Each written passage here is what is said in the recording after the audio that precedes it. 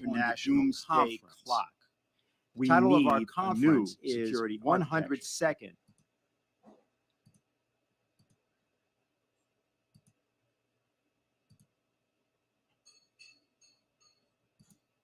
The second movement of this sonata is being done by Norbert Breining and Günter Ludwig. Violinist Norbert Breining was a very close friend of Lyndon LaRouche, who we are the founder of the Executive Intelligence Review magazine and a co-founder of the Schiller Institute. He shared with LaRouche not only a good sense of humor and a good joke from here on occasion, but in particular a breakthrough around the idea of motivic thorough composition. This was a very specific idea that Norbert had worked on for much of his life, and he discussed this with Lynn. It had to do with some very important ideas, which we'll probably hear a little bit more about during the course of the second panel. But I will just want to point out that when Lyndon LaRouche was incarcerated unjustly, Norbert Breining held concerts in defense of his friend and colleague, Lyndon LaRouche. His approach to music and LaRouche's approach to politics as a form of art were nearly identical. And so, without further discussion, second movement, Andante Tranquillo of the Brahms Sonata for Violin and Piano, Opus 100.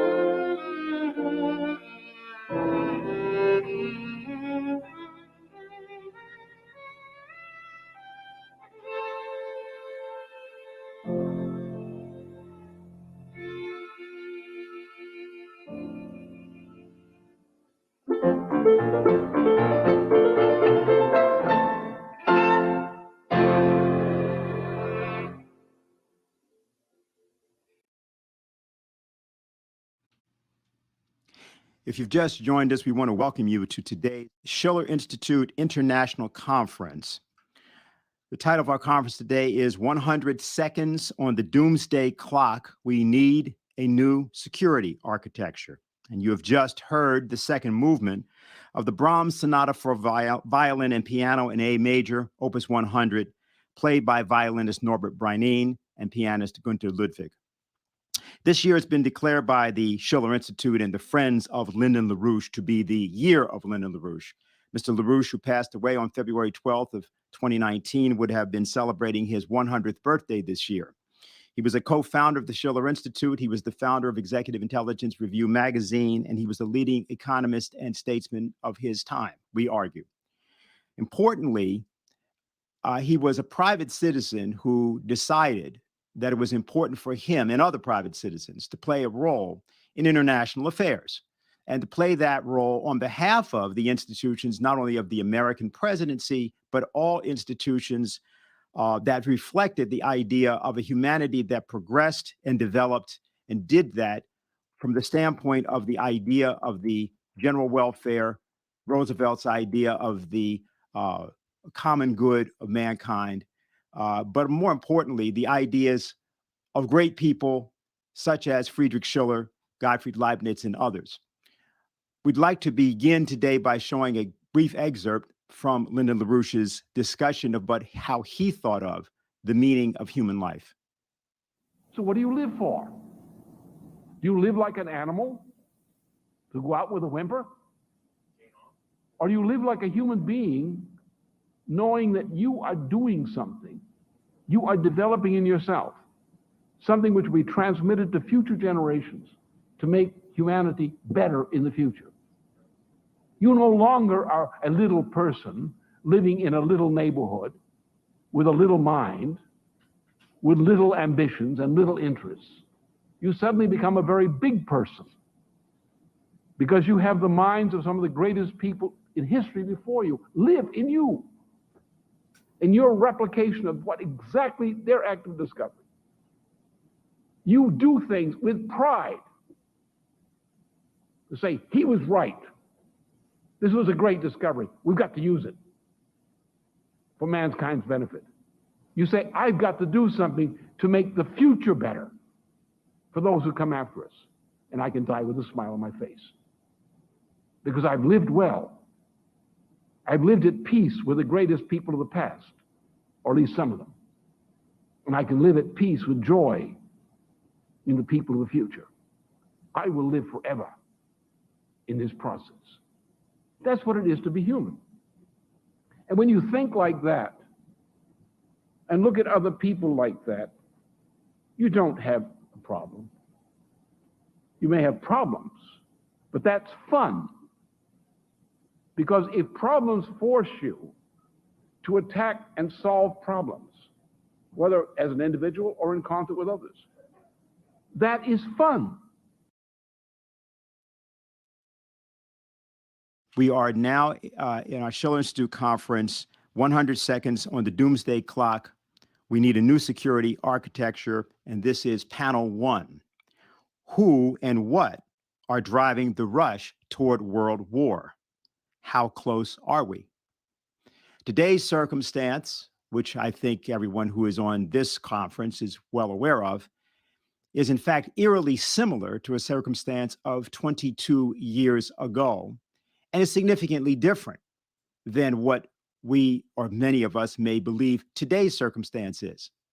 Lyndon LaRouche, from the vantage point of 22 years ago, explains.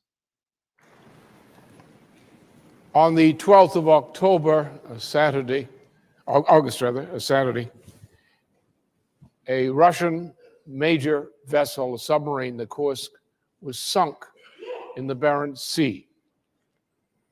Some hours later, the location of the sunken submarine was located, and in the following hours, the president of Russia, President Vladimir Putin, telephoned the president of the United States, Bill Clinton. They met by phone. There were discussions with their respective military groups, advisors on both sides. The two presidents discussed, and thermonuclear World War III was avoided. That's the fact of the matter, the essential fact.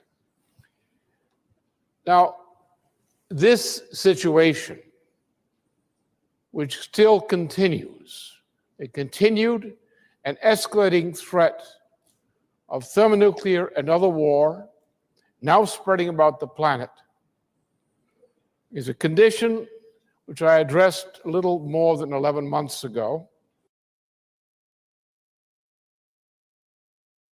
What you're seeing is a war in the North Caucasus region on southern Russia. What you're also seeing is a war which is broken out simultaneously in the border between Pakistan and India. The forces behind these attacks on Russia and on India are the same. They are a mercenary force which was first set into motion by policies adopted at a trilateral commission meeting in Kyoto, Japan in 1975. The policies originally of Brzezinski and his number 2 man there, Samuel P. Huntington. The policies which were continued by then Trilateral Commission member, that is back in 1975, George Bush, before he became vice president. These are policies which were continued by George Bush as vice president. This is under Bush, became known as the Iran-Contra drug finance link operations of mercenaries deployed with private funding all over the world, recruited from Islamic and other countries, and targeting Russia's flank. This mercenary force, that's it, just the beginning. But in that film, I did not, of course, indicate the sinking of the Kursk. And though I did, the crisis associated with the sinking of the Kursk, which if Bush had been president or George W. Bush Jr. had been president, would probably have led immediately to World War III. So obviously you don't want George Bush for president at this time under those conditions. But what I forecast was a condition which already existed, a condition which in the later part of the films I indicated would continue, has continued, would worsen, had worsened, and we are still headed toward some kind of catastrophe, which could be thermonuclear World War III, or something equally bad. And there are things which are equally bad. point is that what has happened now was the inevitable consequence of policies to which I referred then. Policies which have a deep root in US foreign policy from the 1970s. These were the policies of the Carter administration. These were the Bush policies of the Reagan administration, as far as Bush was running part of the show then. These were the policies of the Bush administration. These have been the policies of the United States government under the Clinton and Gore administration. Continued. Clinton may have objected to this. Clinton may have acted this recently to prevent this from becoming an aggravated crisis in conjunction with President Vladimir Putin. But Clinton has done nothing to lessen the danger of this global warfare. If Gore were to become president or Bush, war or similar kinds of global catastrophe would be inevitable. That's the problem we face, because the policy structure which is in place in the United States and generally in the world today ensures a drive of civilization toward a collapse, worse on a global scale than the New Dark Age, which struck Europe during the middle of the 14th century. Now, contrary to some people, you don't bet on wars. You don't go to your bookie and say, I want to make a bet on whether war breaks out or not. War is not an event. A condition like the sinking of the Kursk is not an isolated event. This was not an incident. There was not a Kursk incident that provoked a crisis. There was a crisis in which the sinking of the Kursk occurred, a strategic crisis. There was a response to the crisis.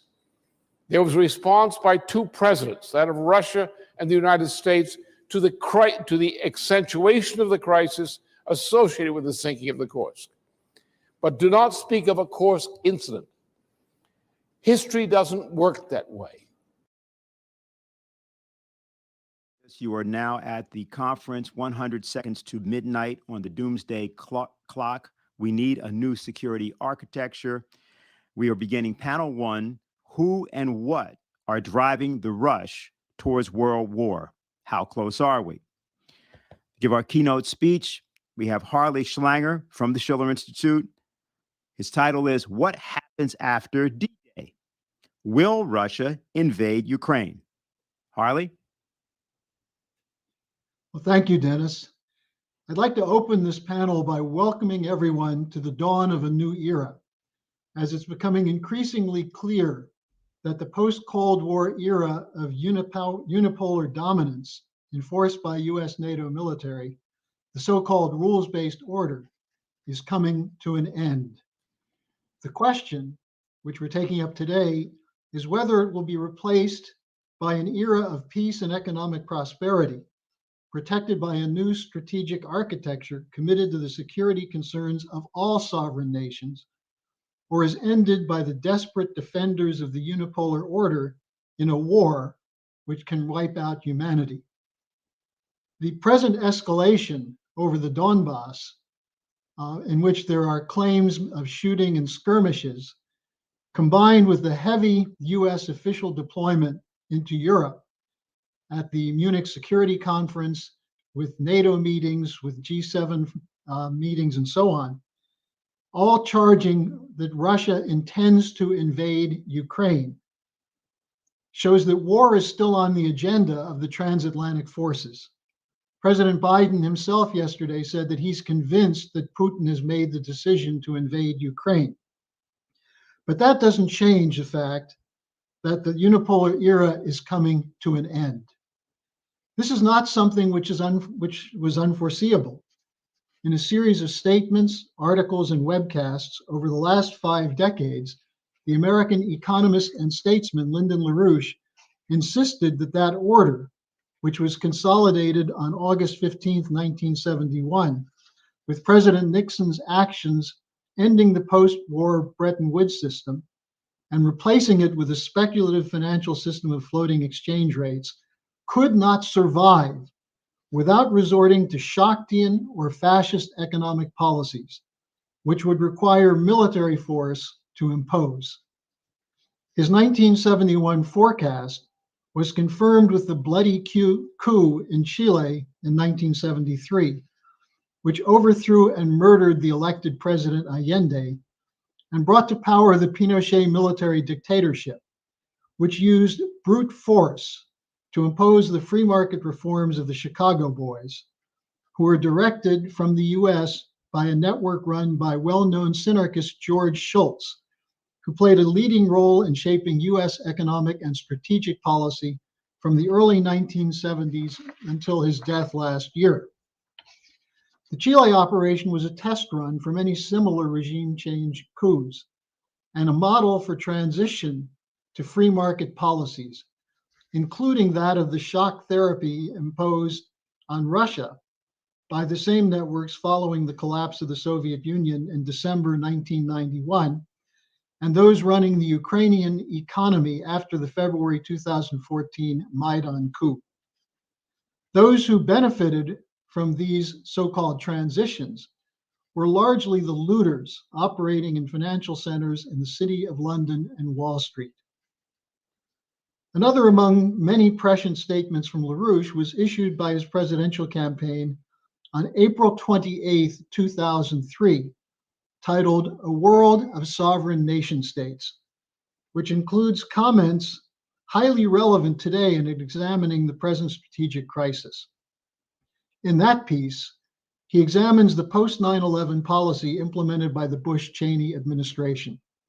He writes that the administration rejected one variety of imperial intent, the softer version of the British liberal imperial model, and adopted instead an approach which was a more direct echo of what he called the Roman imperial model, or that of the Nazis.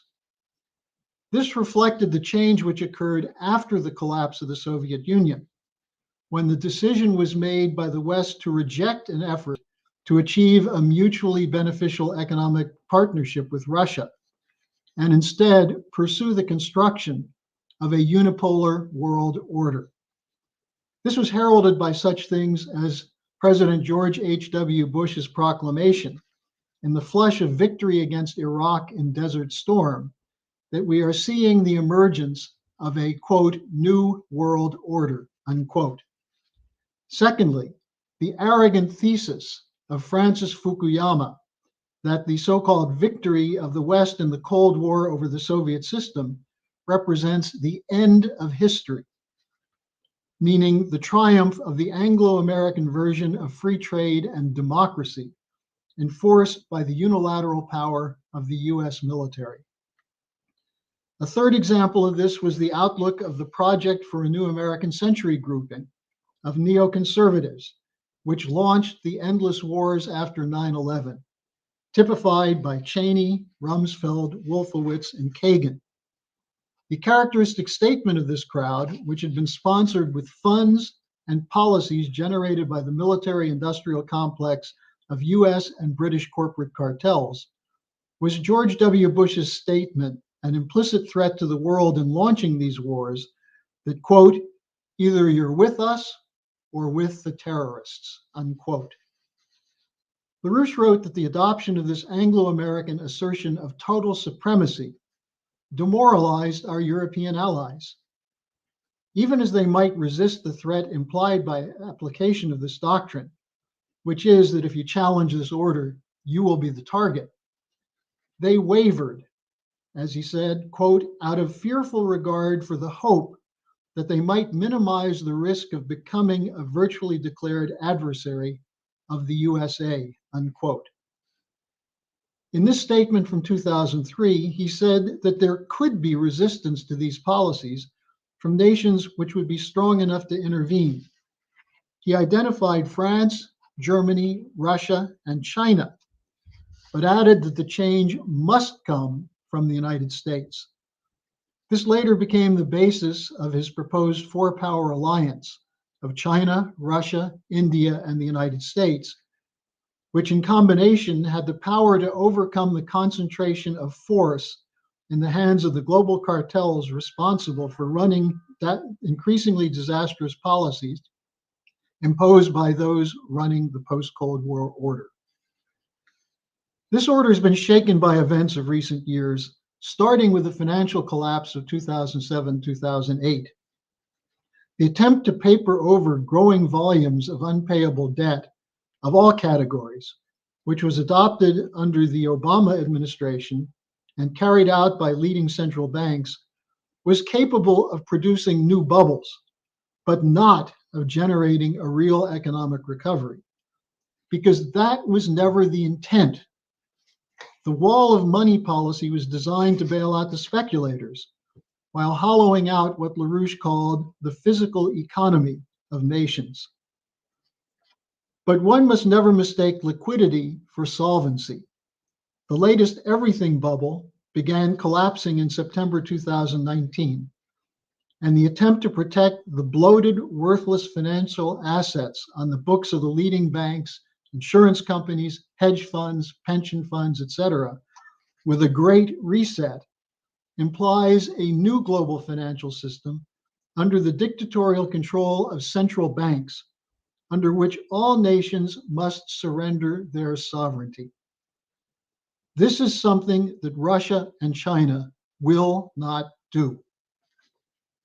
Likewise is the resistance to the global Green New Deal, which is based on the fraudulent idea of man-made global warming, which the same elites of the rules-based order say can only be combated by accepting a zero carbon emissions policy, which would put an end to use of efficient forms of energy production, such as fossil fuels, coal, oil, natural gas, and elimination of nuclear power.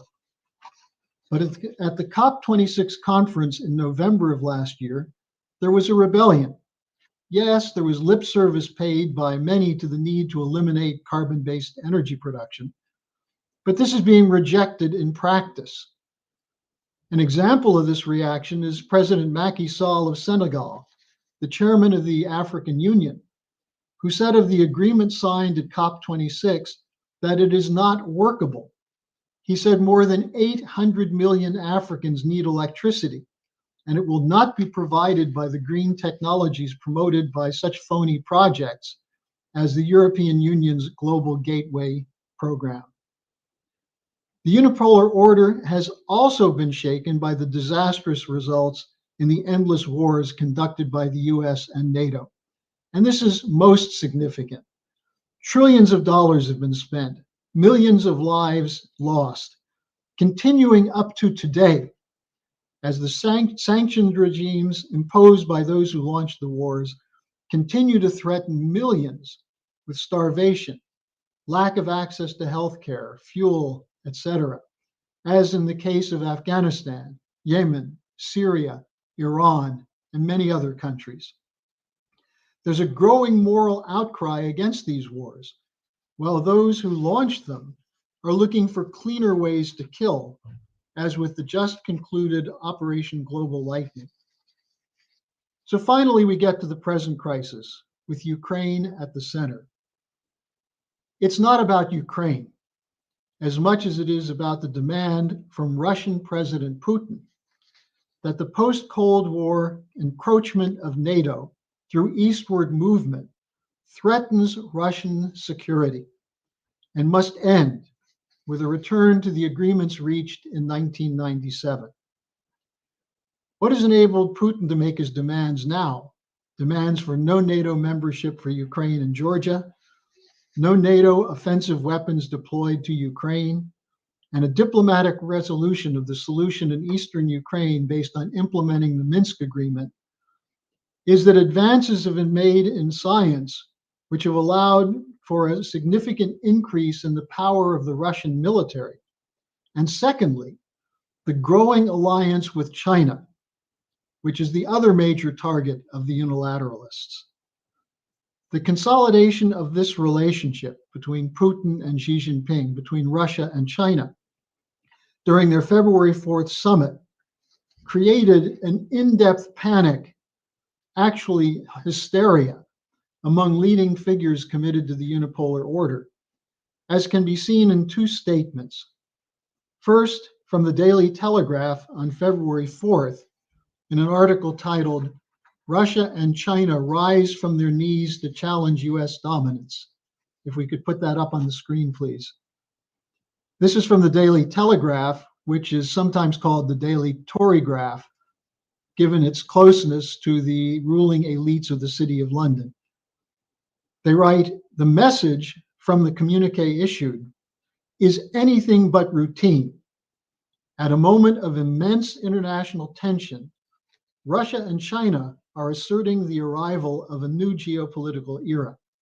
From now on, the dominance of the US-led global West will no longer be taken for granted or tolerated," unquote.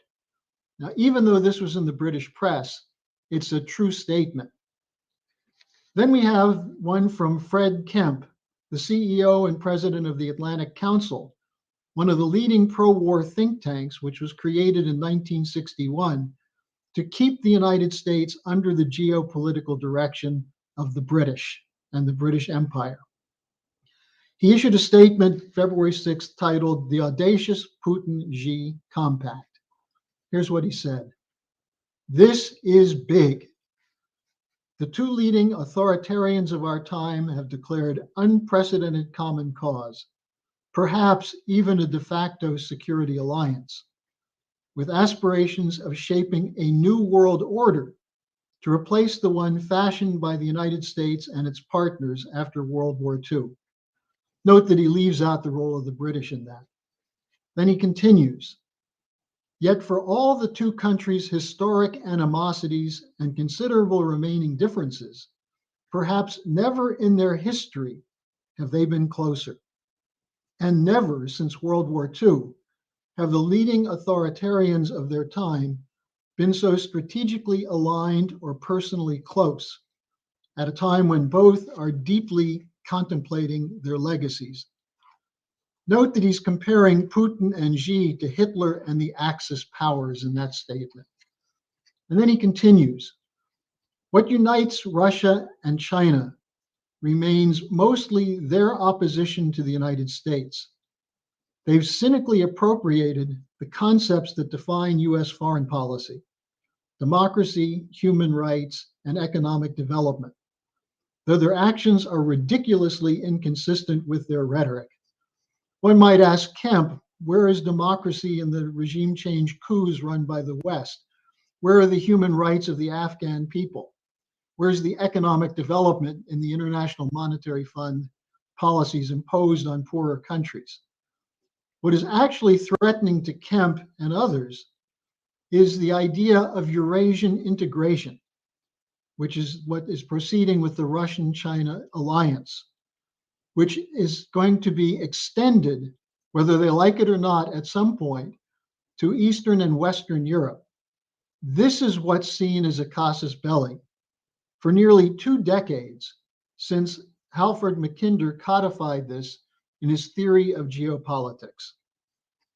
What the likes of the editors of the Imperial Daily Telegraph and Fred Kemp will never accept is that what Putin has requested in the form of treaties with legally binding security guarantees has been made necessary due to the broken promises and hostile actions against Russia, beginning with the refusal to live up to the promise of no eastward expansion of NATO, made repeatedly in talks in 1990, and recently confirmed by the US ambassador to Russia in that period, Jack Matlock.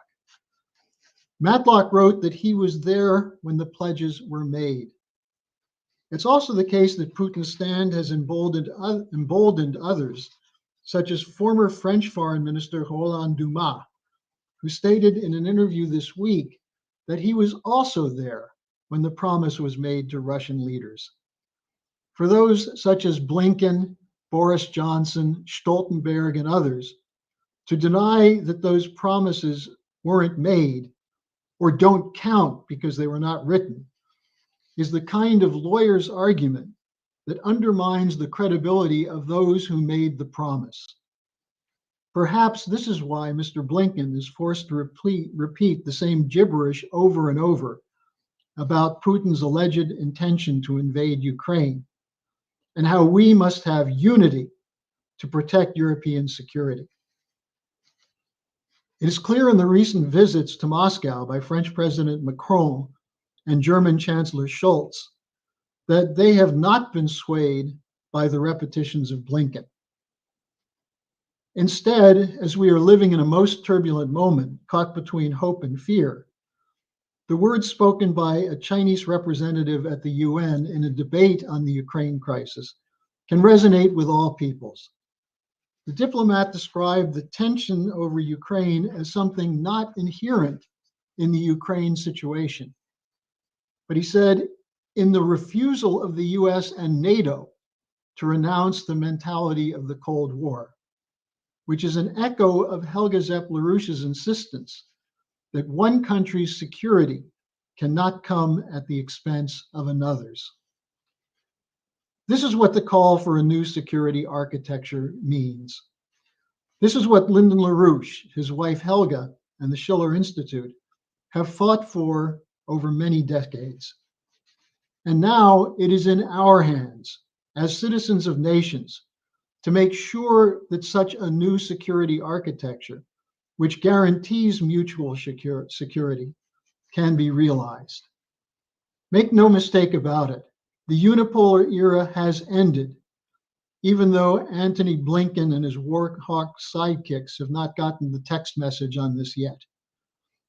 Let us resolve to replace it with one which represents a commitment to protect the lives of all humans, defend the sovereign rights of all nations, and give every child an opportunity to fulfill their God-given potential in a world of peace, development, and mutual benefit for all. Thank you. And thank you, Harley. Our next speaker is Natalia Vitrenko of Ukraine, Chairwoman, Progressive Socialist Party of Ukraine, and her topic is Ukraine's role in present world affairs. Уважаемая Хельга, уважаемые участники конференции. Dear Helga, dear conference participants, it is very important that our conference is taking place in a period of heightened confrontation between two blocs of leading countries in the world. This is the NATO countries, led by the USA, and the other bloc, which is taking shape before our very eyes, is Russia and China, whose joint declaration of February 4th of this year proclaimed their intention to be together on all issues. This is extremely important because mankind is on the brink of World War III, and the knife's edge of that confrontation is my country, Ukraine. Essentially, this is what we warned about. Let me remind you about my intervention at the European Parliament on February 26, 2014. That was during the tour by representatives of our party, which I believe was very important for the international community when we visited Germany, France, and Italy. Our friends from the Schiller Institute helped us organize that trip. And at that time, I said at my press conference that the coup d'etat in Ukraine in 2014 had brought to power Nazis and Russophobes, and that this would give rise to extremely grave problems, not only for Ukraine and not only for the Eurasian continent, but also for the entire world. And indeed, from 2014 on, the USA started strongly sponsoring Ukraine and preparing a confrontation with Russia. What other interpretation can there be of the fact that since then, $2,700,000,000 of lethal weaponry has been allocated. What other interpretation can there be of orienting the government of Ukraine not towards a peaceful solution of the crisis and towards finding ways through diplomacy to resolve this bloody conflict in southeastern Ukraine and the Donbass, but rather constantly instigating them towards war with Russia? Особенный психоз, милитаристский психоз. Мы наблюдаем за последние... We have witnessed a special kind of militaristic psychosis over the past 2 or 3 months since last fall.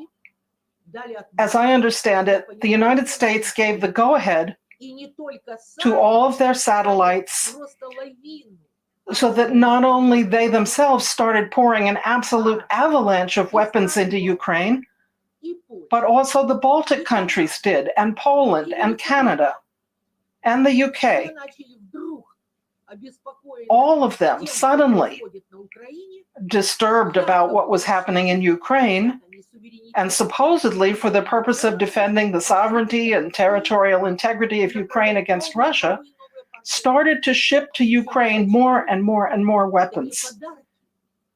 And I emphasize, these are not gifts to our country. This involves loans. The latest loan came from the United States with credit guarantees of $1 billion. 2,5 миллиарда, если пересчитать в доллары, 2,3, если точно.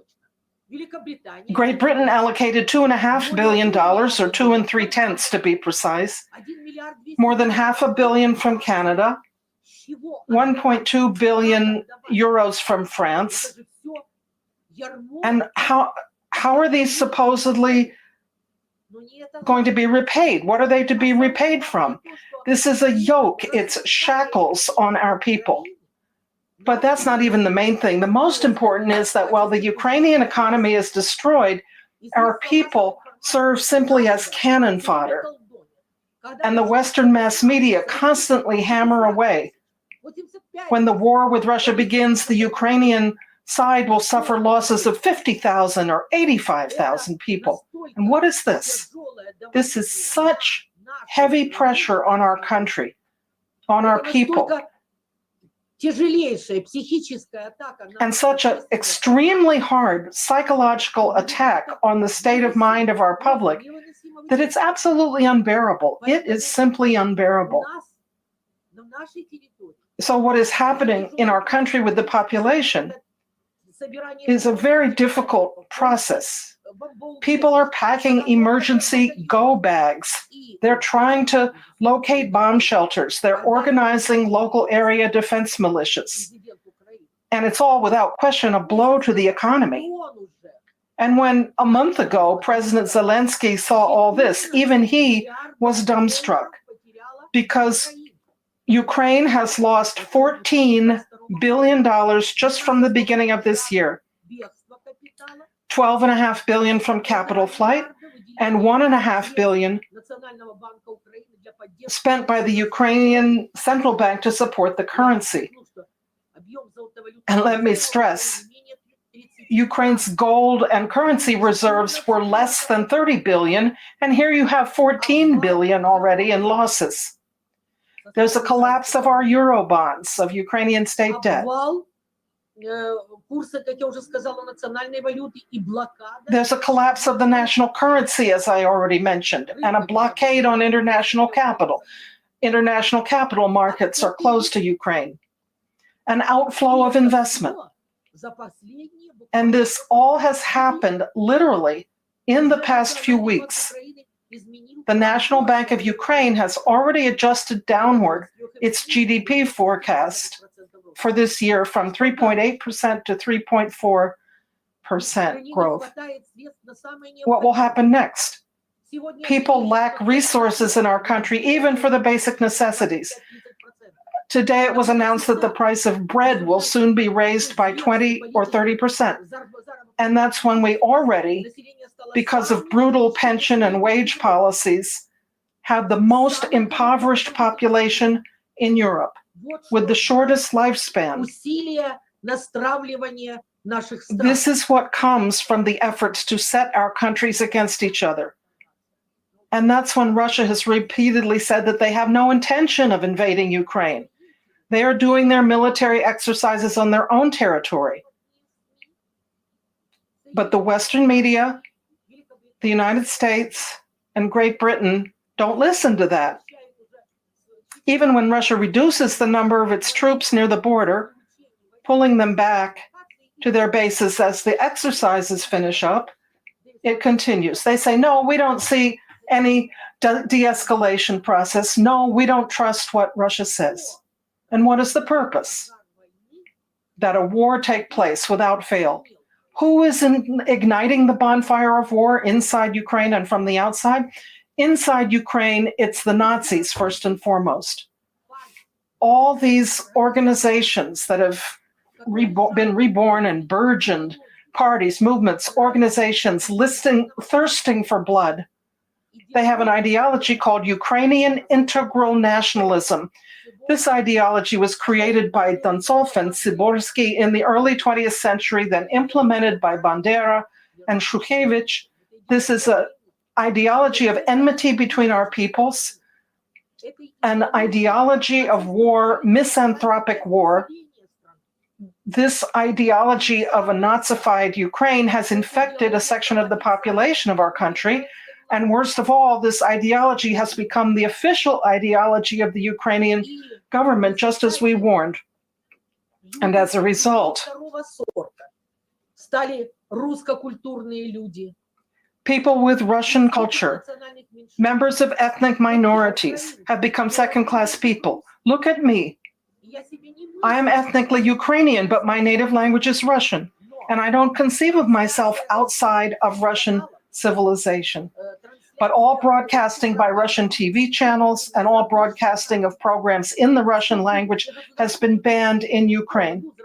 The courts, government agencies, schools, and universities work only in Ukrainian. And we have the constant fanning of the psychosis that the Muscovites, pejorative term, must be destroyed. This is said openly on television.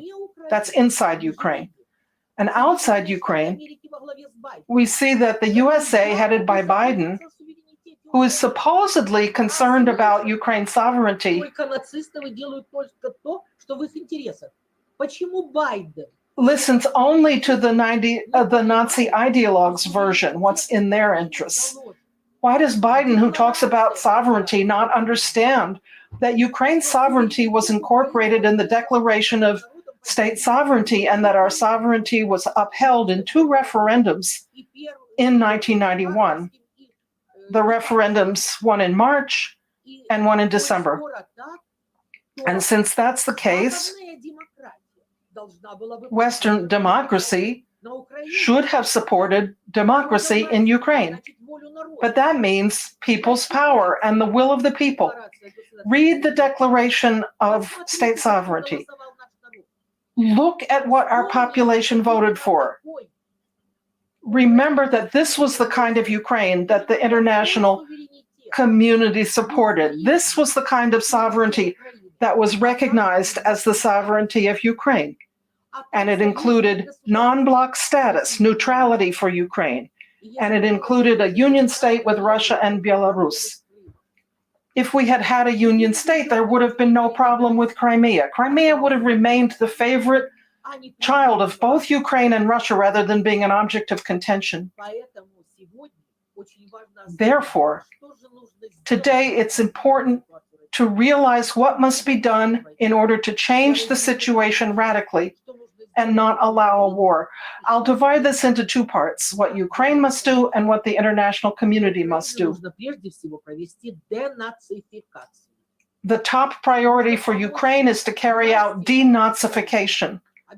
What's needed is to help the Ukrainian government with united efforts by the entire world community to ban all parties, movements, and organizations with a Nazi orientation. There are sufficient international norms and principles for doing this. I'll just name the conventions which authorize the international community to help Ukraine in this respect. They are the Convention on the Prevention and Punishment of the Crime of Genocide, the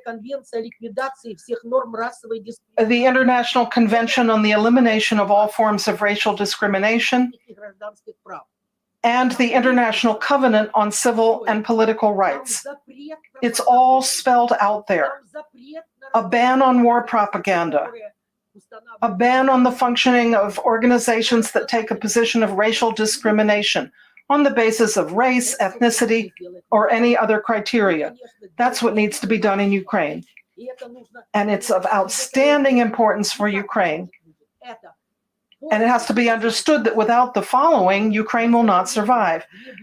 After denazification, the restoration of our non-bloc status and allowing us to implement what was the expressed will of our people, a union state with Russia and Belarus. As for the international side, what needs to be done? Of course, we passionately hope and pray that Russia and China together will be able to convince the USA and Germany to sit down at the negotiating table and work out a new world architecture to find those principles and validate them and put them at the basis of some documents which provide a possibility for peaceful coexistence of different countries with respect for their national interests and distinctive characters. And of course, we need to change the world economic model. We remember how Lyndon LaRouche explained to us that without a radical change in the economic model, there will be no sustained development. And it will be impossible to defend the national interests of different countries. This is what all progressive humanity should strive for, and that is the position of our Progressive Socialist Party of Ukraine. Thank you very much for listening. That was Natalia Vitrenko, the chairwoman of the Progressive Socialist Party of Ukraine. We're next going to hear from Colonel Alain Corvès of France, the international consultant and former counselor for the French Defense and Interior Ministries. His topic is Evaluation of the Strategic Situation, a French Perspective. Welcome. Thank you very much.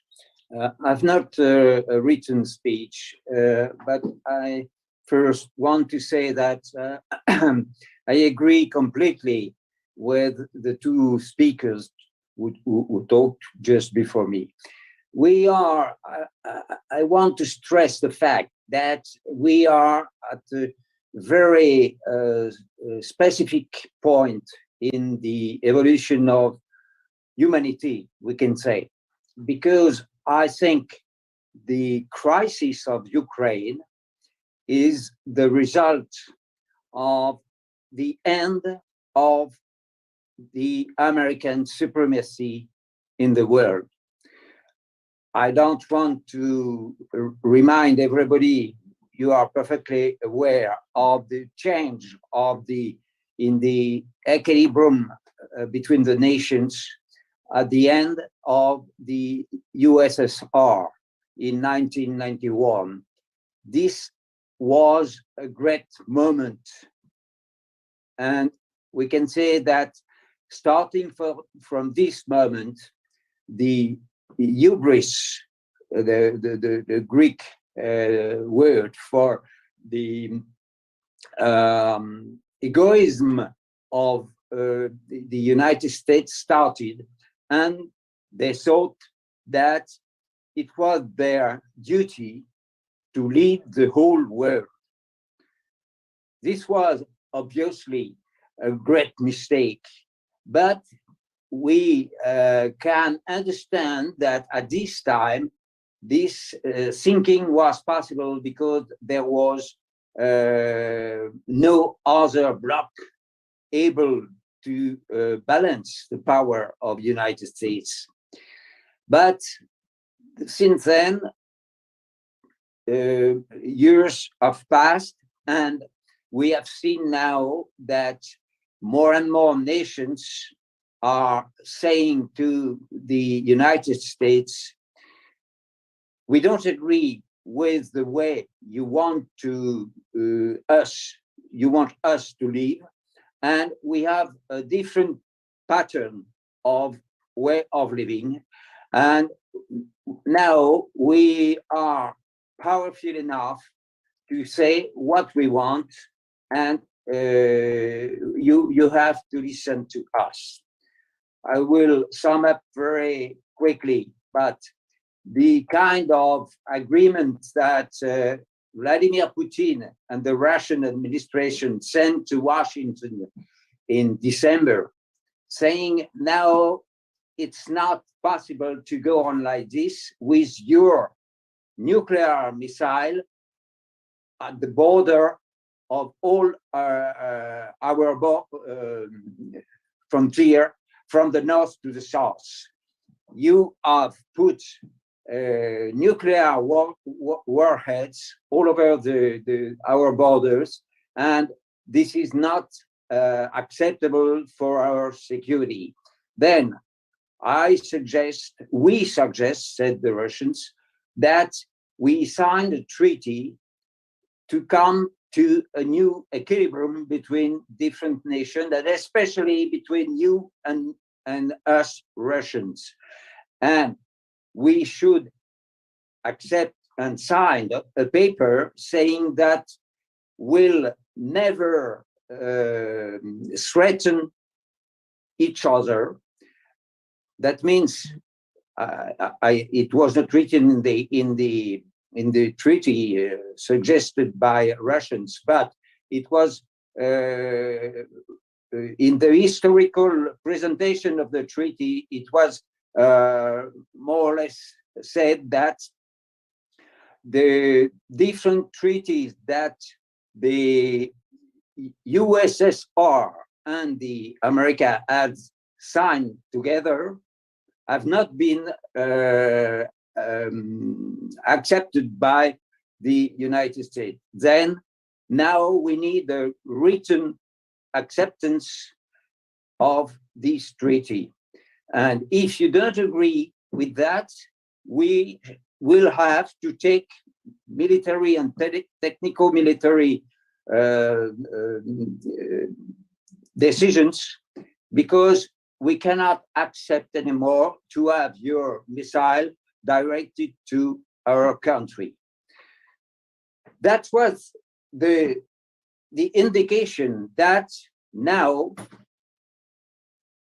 Russia, together with other countries, because we have to understand also that Russia is not alone. Russia, before sending this paper to Washington, some days before, President Putin met with Narendra Modi from India and with Xi Jinping from China. That means that these countries agree for a new multipolar order. And this paper from Russia is a proposition for a multipolar order, and it is very reasonable, and it should be acceptable by all the nations of the world, because it suggests that nations are not to threaten each other, but on the contrary, to cooperate together. And that's the main project of the Chinese Belt and Road proposition, New Silk Road. And this is the future and the destiny of humanity. It's to stop nations threatening each other and to create a world of cooperation, as General de Gaulle said also in Mexico in 1966, when he spoke to the University of Mexico, but actually was talking to the whole world, saying the future of humanity is there. The nations have to cooperate, and the stronger nation have to help the less strong nations. Then this is a very important thing. I want to remind that the agreement, which was only an oral, verbal agreement in London between the Western Bloc and the collapsed USSR with Gorbachev, with the new CEI at this time, well, the new Russia, they promised not to expand NATO towards East and especially Poland and Baltic countries. Now we know, and very important German newspaper, I just published 2 days ago, I think, or 3 days ago, I just published the proof of these promises which were made to Gorbachev. And this is a new information which Der Spiegel has given 3 years ago. That's very important also because this document, it showed that these promises were made by, were written on a paper, and that's very important. But as you know, as everybody knows, these promises have not been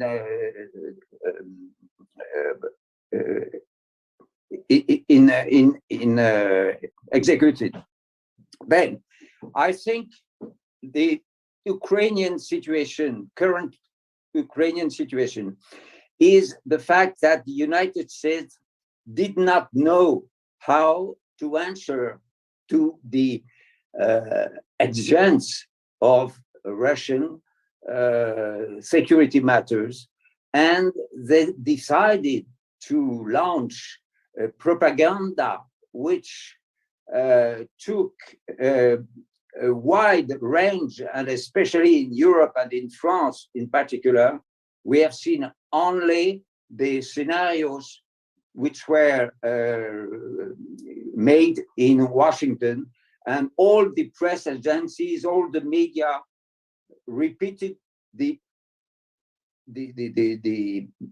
false informations which were coming from Washington. They decided, as they did not know how to answer to the legitimate exigence from Russia, they said, but Russia wants to invade Ukraine.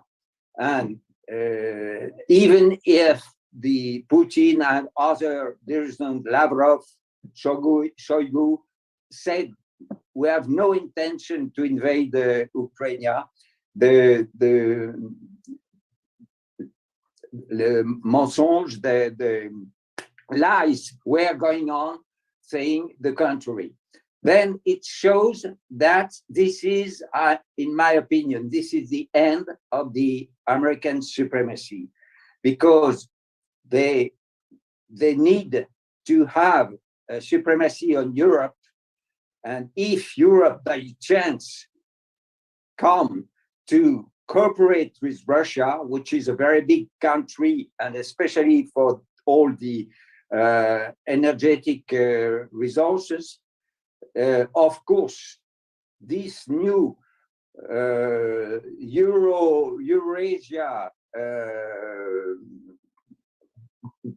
group of countries would be independent from United States. Then we understand that NATO, which was created to face to face the communist world, when the Warsaw Pact was defeated, was collapsed, then NATO should have been also defeated. Then there is no reason now for the NATO to go on and to have all these European countries and others in Asia obeying to the Washington strategy and policy, which have seen that NATO has gone to Afghanistan, to Iraq, and to other countries, to Libya, and so on, distracting completely countries without any reasons, because NATO was supposed to be an alliance to face the communist bloc, and when there is no communist bloc, there should not be any more NATO. Then I want to finish my speech by saying that we are in presence of a very big moment, because I think Ukraine the crisis about Ukraine will show the world the end of the American supremacy. Of course, it will not be tomorrow, but it's a sign that now the world does not accept anymore the supremacy of United States all over the world. And especially, I think, for my country and for European countries, that they should understand that NATO has no reason anymore to exist, and that we should leave this organization, which is a war organization for the interest of United States, but the interest of United States are no more to lead the whole world, but they have the dollar. The dollar is now threatened by other currencies, and that's also why the Ukrainian crisis is also an economic crisis, because the United States want to preserve their supremacy with their currency, and this is not anymore possible. Thank you very much. That's Colonel Alain Corvez, international consultant and former counselor for the French Defense and Interior Ministries. And if you've just joined us, you are at the conference of the Schiller Institute International Conference. We want to welcome everybody from all over the world that is with us. It's called 100 Seconds to Midnight on the Doomsday Clock: Why We Need a New Security Architecture. And this is panel one of that conference. Next speaker is Jorgen Nielsen of Denmark: Why We Need a New Security Architecture. He's a former Moscow correspondent for the Danish daily Politiken and has been an author of books on Russia and Ukraine. And he's the director of the Russian-Danish Dialogue and assistant professor of communications and cultural differences there at the Neil Brock Business School. But it seems now we're on the brink maybe of a new world war or something, and I think it'd be interesting to try to find out how everything started, how we got there. Because I have an age, I was young 30 years ago, and I remembered we had a new world. The Cold War was over. I grew up in what we call the shadow of the nuclear bomb. We were somehow afraid of the nuclear war, and we were very relieved and very happy when at last the wall came down and we entered a new world. And I was very, very enthusiastic about Mikhail Gorbachev and the perestroika process. And in this process, I actually found my Russian wife 30 years ago. We got married at this time. So there's a kind of symbolic significance to that we had a new world and we could freely move across any borders. And there was a lot of enthusiasm at this time. So it begs the question, of course, why have we ended up here close to a new war between Russia and NATO? I'm not sure we're that close to it, but it seems for many people we are there. So well, I would have a take on what actually happened, why we entered here. And I would say the NATO, everybody thought 30 years ago that the NATO was a thing of the past, like the Warsaw Pact. Of course, everyone knows that Gorbachev was given a promise that if he would accept German unification, NATO will not move 1 inch to the east. And but it didn't go that way. It didn't happen like that way because Bill Clinton wanted something else. And gradually he took new members, Poland, Czechia, Hungary, and other countries into NATO, and presuming that Europe would be much sure. But some of us could not forget the European house, which Gorbachev spoke about. And the Russians were very weak at this time. The Russians were very didn't have any military power, didn't have any political power. So I think the West took advantage to move their sphere of influence further to the east. But Russia eventually became very strong. I would say one thing: George Kennan, for any historian, he's a very important person because he was actually the one who started the old Cold War in 1946 with a long telegram from Moscow where he worked. He warned against Soviet Union. He wanted us to be a deterrence against Soviet Union. But in 1998, he was a very old man at this point. Mr. George Kennan, he gave a very strong warning. And he knew Russia, he knew Soviet Union, he was fluent in Russian. And he warned and said at this time, why should we do this? Because eventually it will end up with the Russians being very angry at us. They will be strong, and we will have a very strong opponent.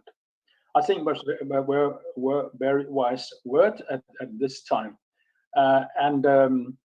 Kissinger, many other people at this time, not left-wing people at all, warned against this NATO expansion because, and even in Europe, there was also voices who said that we should actually try something new. We should have a new security, indivisible security organization. But European House, which Gorbachev talked about, ended up to be a European House, ended up to be NATO. And the worst thing, I think, is that Russia was deliberately excluded from this. Because even Vladimir Putin, when he became president 20-something years ago, he actually wanted Russia to become member of NATO, some very close linked to NATO. But it didn't work out, and he was not allowed. And I thought that if we, at this point, had taken another path in Europe, I think maybe everything would look quite different. Because if you look at it from this point, it seems extremely stupid that we are now close to a war. Secondly, we are using a lot of energy, a lot of financial resources. Whilst clever young people will study how to build new weapons and things like that, we could use it in quite another way. So it's a very, very stupid thing we ended up here. So I think it's very important that we scrutinize much more what can we do to change this security architecture, because I think it's a basic problem in Europe that we don't have a proper security architecture. There was a meeting in November 1990 where Soviet Union and East European countries and NATO countries and also NATO-backed countries took part in Paris, and they signed a document because of the Paris Accord. It said there very clear that security and peace is indivisible. So you can't have any new organizations against other countries. So we are actually violating the Paris Accords today, it seems to me, because we didn't make this common security architecture. Instead, we have this tension. We have this very bad tension, which seems to become stronger day by day. So what I think is needed now, I think we have to go back to the starting point in 1990 with the Paris Agreement. And we have an organization called OSCE, and I think we could use it much more because Russia is also part of OSCE. At any rate, we need something quite different because NATO is not giving any security. NATO is not at all, it doesn't guarantee any security, stability. And I think the victim of all this, the first victim, I would say, we are many victims. We are, all Europeans are somehow victims of this process. But the first and foremost, Ukrainians themselves are victim of this policy, because Ukraine is a very poor country today. Actually, the poorest country in Europe at this point. And even now, because of this war propaganda, basically from American security services, I think all investors are flying from Ukraine, and they don't want to be there anymore. So economy is suffering extremely right now. So I think that just because to help Ukrainians and to secure to have more security both in Europe and in Russia, we have to take quite another approach how to find a quite new security architecture so we can have a much more flourishing society, because the potential is there. The potential is here in Europe and Russia for a much more flourishing economy, a much more flourishing society. So I think there is a huge need now for a new way of thinking, because the old way of thinking, I think, is obsolete. It belongs to, I would say yesterday, it belongs actually to the old Cold War. It's the same way of thinking that Russian is the enemy. We have a strong enemy. We have to have much more weapon, and we have to arm much more because Russia is threatening us. I don't think that it's a dead end. I think it is, of course, it is possible if there is a will, and I think there's also a will from the Russian side that of course we can make arrangement. We can make some. There's a lot of things we can do, but diplomacy should work much more now, and not the army. And I would even not say not politicians, because the politicians have some very strange agendas in my point of view. So I think now time is more to use your brain, not your heated emotions and things like that. Use your brain and see, are we going the right way? And I think if you do that, I think the answer will be no, we are not. And I also think many politicians now are looking for ways how to open this, how to change this situation. It seems like a deadlock we ended up in, but there are ways to go. There are ways to go. There are ways to solve this problems. I'm not. I do not doubt it at all.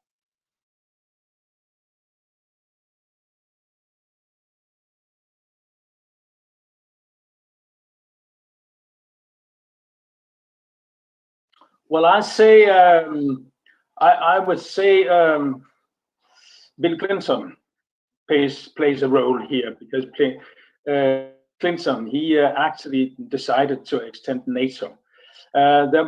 He didn't have to at this time. There was many options. There were many people also in America in the elite that had some other points of view at this point. But to my mind, Clinton, he pursued this policy in the 90s. I was a correspondent for a Danish newspaper and Norwegian newspaper in those years. I actually met Bill Clinton at this point, and Nielsen, and I think that even Nielsen was angry, because even in 1994, even Nielsen was angry about the NATO expansion. He didn't like it, and all the old dissidents. I met actually the widow of Andrei Sakharov, Yelena Bonner, and she was appalled. She was very. She certainly did not like this NATO policy of Russia. I think it was a total wrong way to go. So I think now, even in Russia now, because in West, some people think that the Russian population long for America, long for like the West. I think that no, it's going in the wrong direction. If you look at it in this way, the Russian population now is turning against United States first and foremost, and also Europeans. And I think it's a result of this policy. I think it was a temptation. You see, Russia was totally weak. Russia, you had a drunk Yeltsin tumbling around. Okay, you can do anything. I think you have something. You say you can do something because I can. It was possible. There was a kind of vacuum, power vacuum after Soviet, because the Soviet Union left actually without anything. They just left peacefully. There was no battles. There were not one shot was fired when they withdrew. So you could say they were not. Russia was not at all threatening anyone at this point, not at all. And so I think the West took advantage, and I think it's in combination with the fact that there was a widespread illusion that now we own the world, and now the world is open for American democracy, and now American democracy will spread to all of the world, and we have a one polar world, like the Russians call it, and it was an illusion. You remember maybe the book by Francis Fukuyama, The Death of History, and things like that. And there was a widespread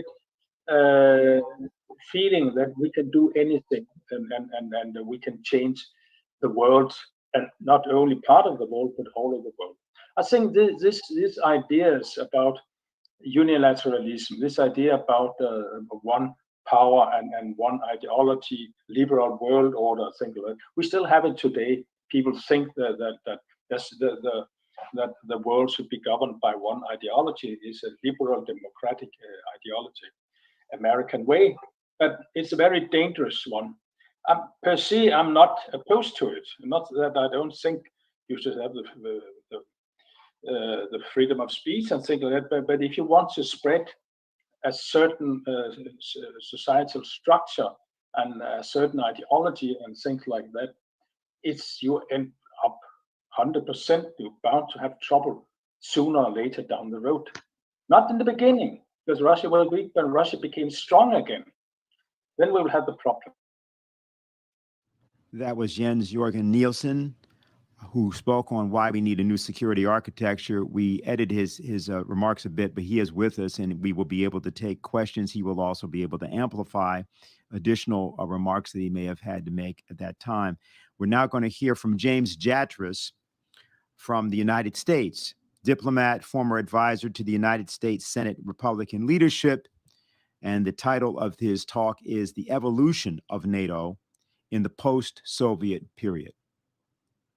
Allow me to say at the outset how honored I am to be invited to take part in this very august discussion about the very, very dangerous situation the world finds itself in right now with respect to European security and the situation in Ukraine. And frankly, one of the hazards of holding a conference like this is anything we might say literally could be rendered obsolete 5 minutes later, given how fast things are moving in Ukraine with the charges and counter charges that are coming from both sides in the Ukraine situation. I think one of the problems we have in discussing this is so many of us are limiting the discussion to Ukraine. Will Putin invade Ukraine, or will he not invade Ukraine? That's the question. And our media in the West, of course, is full of this, which really obscures the issue. And I think one way to try to approach framing it somewhat larger, in a more larger and informative way, is to note that the Polish foreign minister recently was in Moscow and met with Mr. Lavrov, the Russian foreign minister.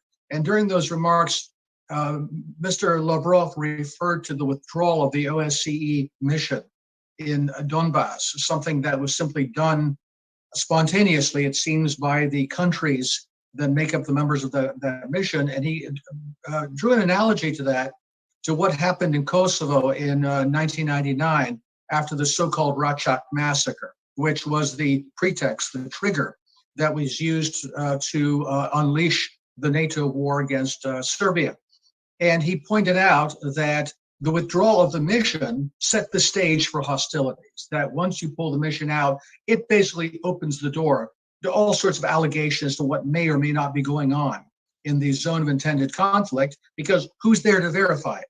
That's even assuming you could trust the people who are part of the mission in the first place, but at least supposedly there would be some neutral and responsible eyes to say who's doing what in the conflict zone that we can rely on. Instead, what we have right now are these charges and counter charges coming from both sides, and interestingly, each side accusing the other of preparing a false flag that would open up hostilities, which is itself somewhat interesting, because up until now, even the suggestion of false flags, whether it was Serbian mortars and alleged in Bosnia, or Gaddafi arming his soldiers with Viagra to commit mass rapes, or gas attacks in Syria, just the mere suggestion that countries do such things was treated as a conspiracy theory, something that never happens. Now it seems that Washington has discovered that false flags do in fact occur, and given how much US and also British intelligence services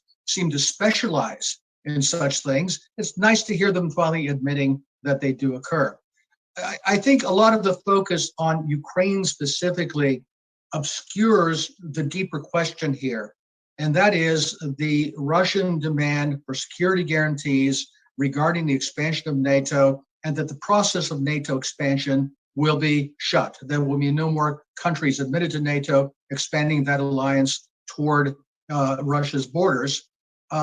Just in the last day or so, Russia has responded to the American response to their demand for security guarantees, and basically told them the same thing that President Biden said in his remarks at the beginning of the week, that no way are we going to discuss that with the Russians. We'll talk about secondary issues. We'll talk about confidence building measures. We're talking about what forces may or may not be deployed and verification of things of this sort. But on the core demand that Moscow has about NATO expansion, Washington is saying absolutely not. It's not even up for discussion.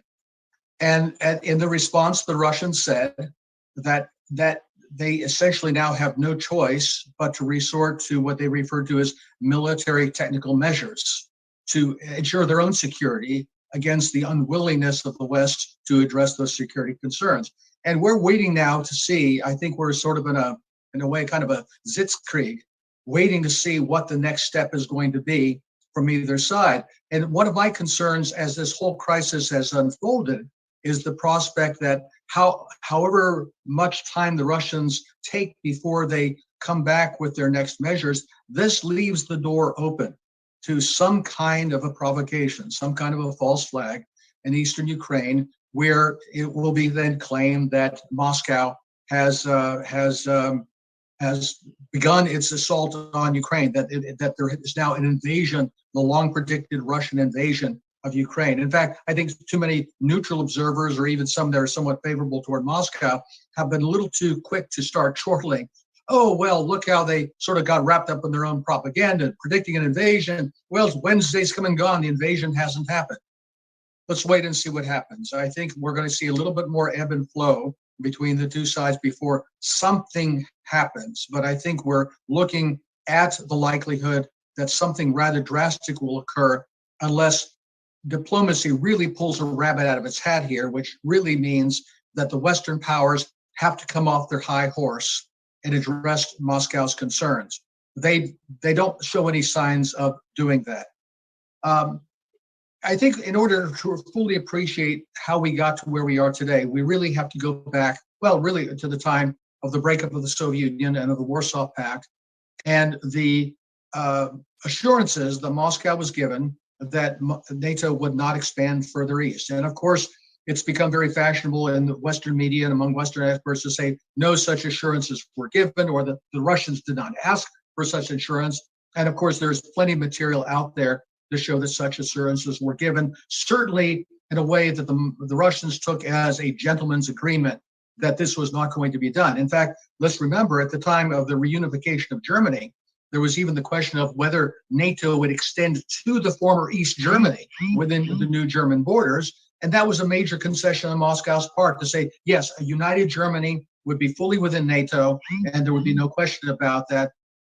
When you make that concession, it's understood to start with that, yes, that's where it ends, and plus whatever other language was given to them at the time about further expansion. And we saw during the Clinton administration that Bill Clinton saw was going to be good politics in Illinois in particular among the Polish community to promise NATO expansion, because he was also afraid that Bob Dole, the Republican candidate, who was no less of a warmonger than anybody else in either party, was fully willing to play that card. So he decided to do it himself. So Czechia and Poland and Hungary were admitted to the alliance. It was at that point that I think we can say that any pretense that NATO had of being a defensive alliance ended. Let's remember the words of the former chairman of the Foreign Relations Committee, Dick Lugar of Indiana, that NATO had a choice to either go out of area or out of business. Now, the right choice would have been out of business, that the reason for NATO no longer existed. There was no longer a Soviet Union, no longer a Warsaw Pact, no real defensive need against anybody in the East, that the door was open for a reintegration of the European continent that had not existed since August of 1914, that the long war of 1914 to 1945 was finally over, the Cold War was finally over. We could get back into a Europe that was united and putting itself finally back onto the road of progress. That did not happen. What we saw instead was that people in Washington in both parties saw the opportunity for what amounts to global domination, to this kind of Trotskyite, quasi-Bolshevik mentality that we are the vanguard of all progressive humanity and that we will impose the one and only true doctrine, instead of peace, progress, and socialism, as the Soviet Union had as democracy, human rights, and free markets as we interpret them, and you're going to get it whether you like it or not. And that was the attitude that was dominant in Washington. And it really got its test run in the Balkans in the mid-1990s, partially in Bosnia, but more fully in Kosovo in 1999. That you might say that's when the NATO Death Star became fully operational. And of course, they never looked back. When we hear that NATO is a defensive alliance, we think not only of Kosovo, we think what happened in Libya, Iraq, which was not technically a NATO mission, but certainly was most of the same countries, and of course the countries that have been tearing Syria apart for the past few years. And then they wonder why nobody in Moscow takes seriously the protestations that, why don't you trust us? We're a defensive alliance. So this is where we are now. I think the question will be, what happens next in Ukraine? And how I have to believe that the Russians prepared for a rejection of their key demands when they issued them in the first place. They could have had no realistic sense that they would be met. The question would be, how far would the other side be willing to go to preserve their fading dominance in Europe? For several years now, we've been talking about the emergence of a new global order, of a multipolar world, where not only the United States and our allies, or satellites if you prefer, are the dominant force in the world, but Russia, China, the Eurasian powers, even other powers like India, Iran perhaps, are beginning to assert their own spheres in the world, and that these need to be respected. These are being, and perhaps this is most vividly illustrated in Eurasian immigration, the Belt and Road Initiative, something that has the perspective, the prospect of pulling together all of Eurasia in a very positive program of development that would include Europe as well. And I think in a sense, that is the real target here. There was a piece written recently, I forget by whom, that the real issue here is not Ukraine, it's Germany. To make sure that Germany is not, and the rest of Europe by extension, with Germany's being the powerhouse of European economy, that there is no integration of Europe and Germany into the broader Eurasian development scheme, and that anything that can be done to stop that, to basically trigger a new Cold War and division in Europe, not at an inter-German border, but at an inter-Ukraine border. If a war does occur there and Ukraine is carved up as a sacrificial lamb, that will basically limit how far Eurasian integration can get into Europe. And of course, we noticed how adamant that President Biden has been by saying that, yes, Nord Stream 2 will be shut down. And he states this unilaterally to the face of the German chancellor, as though it were the Americans' decision to shut down this project rather than Germany's or presumably Russia's.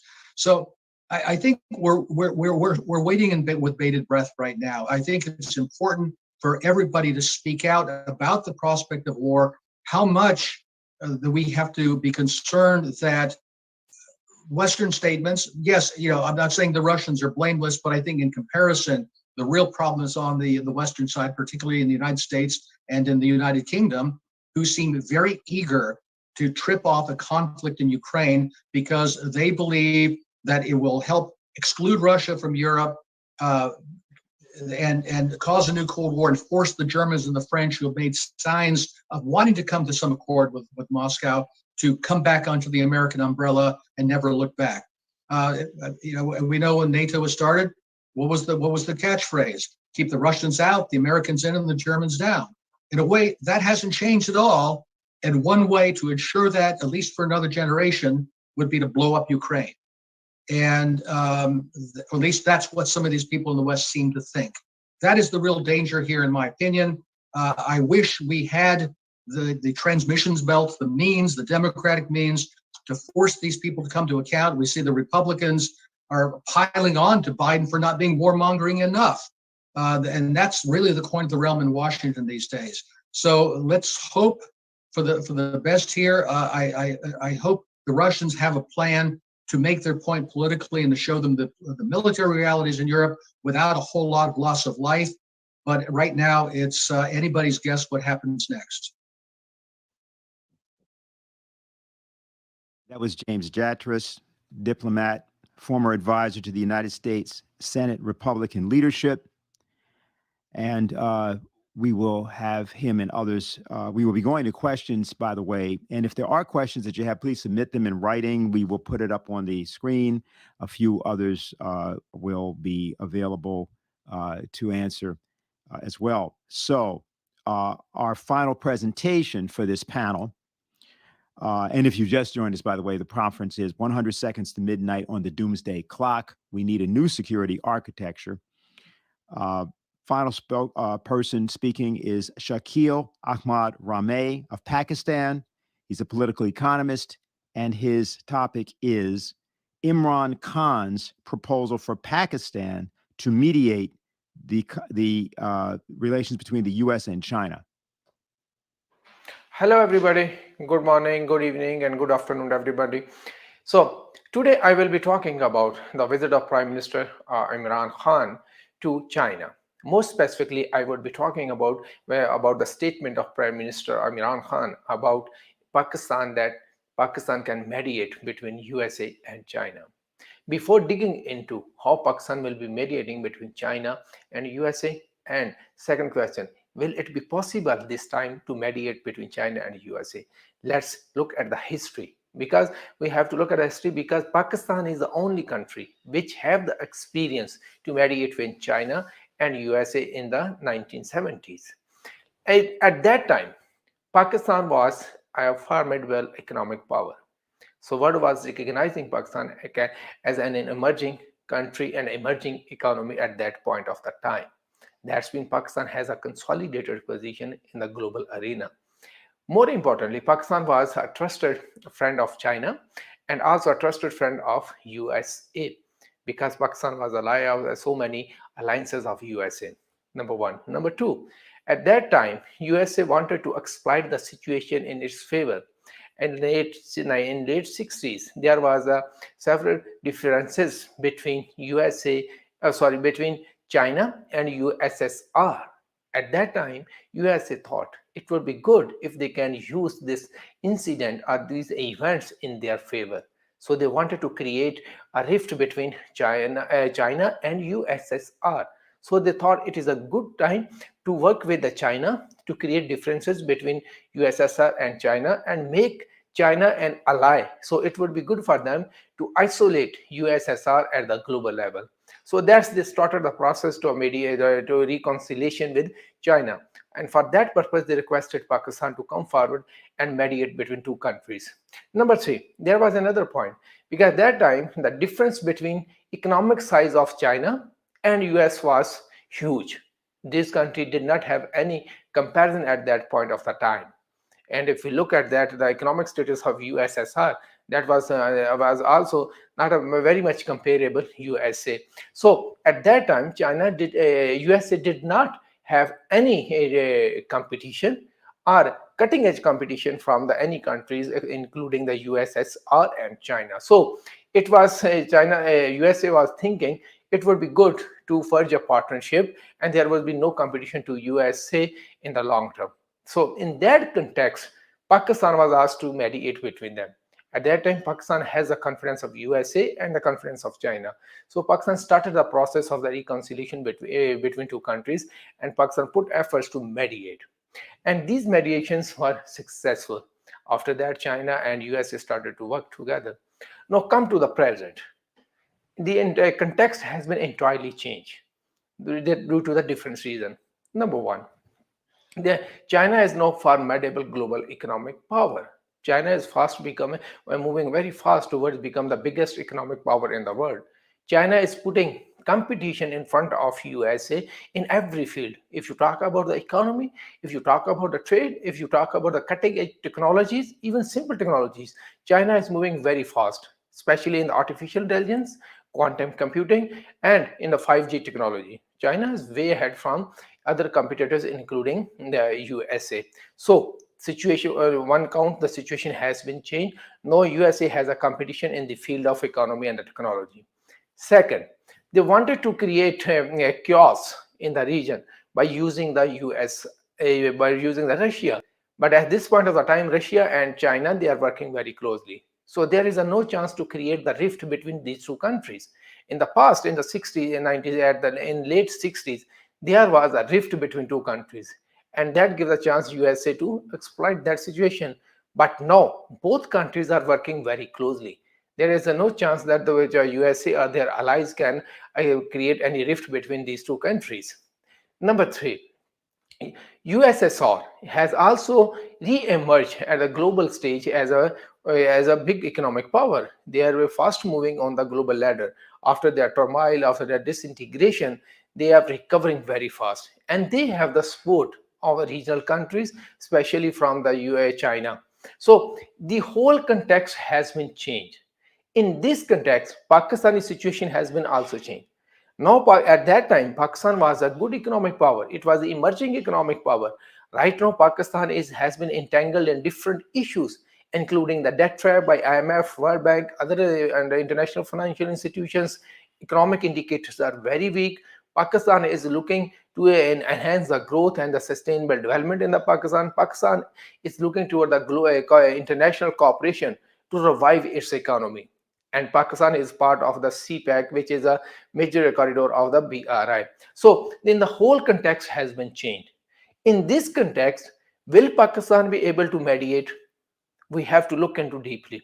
Number one, China, they are friends. Pakistan and China, they are iron brother. They trust each other. But now the problem is US say that they are deadly against China. And they are pressuring Pakistan to come out of BRI and CPEC. If Pakistan come out of CPEC and BRI, so there would be differences that the rift between two countries, China and Pakistan, then how Pakistan will be able to mediate between two countries? And if Pakistan is not coming out, that definitely Pakistan will not come out of CPEC and the BRI, and Pakistan will not compromise on our Aryan brotherhood with China.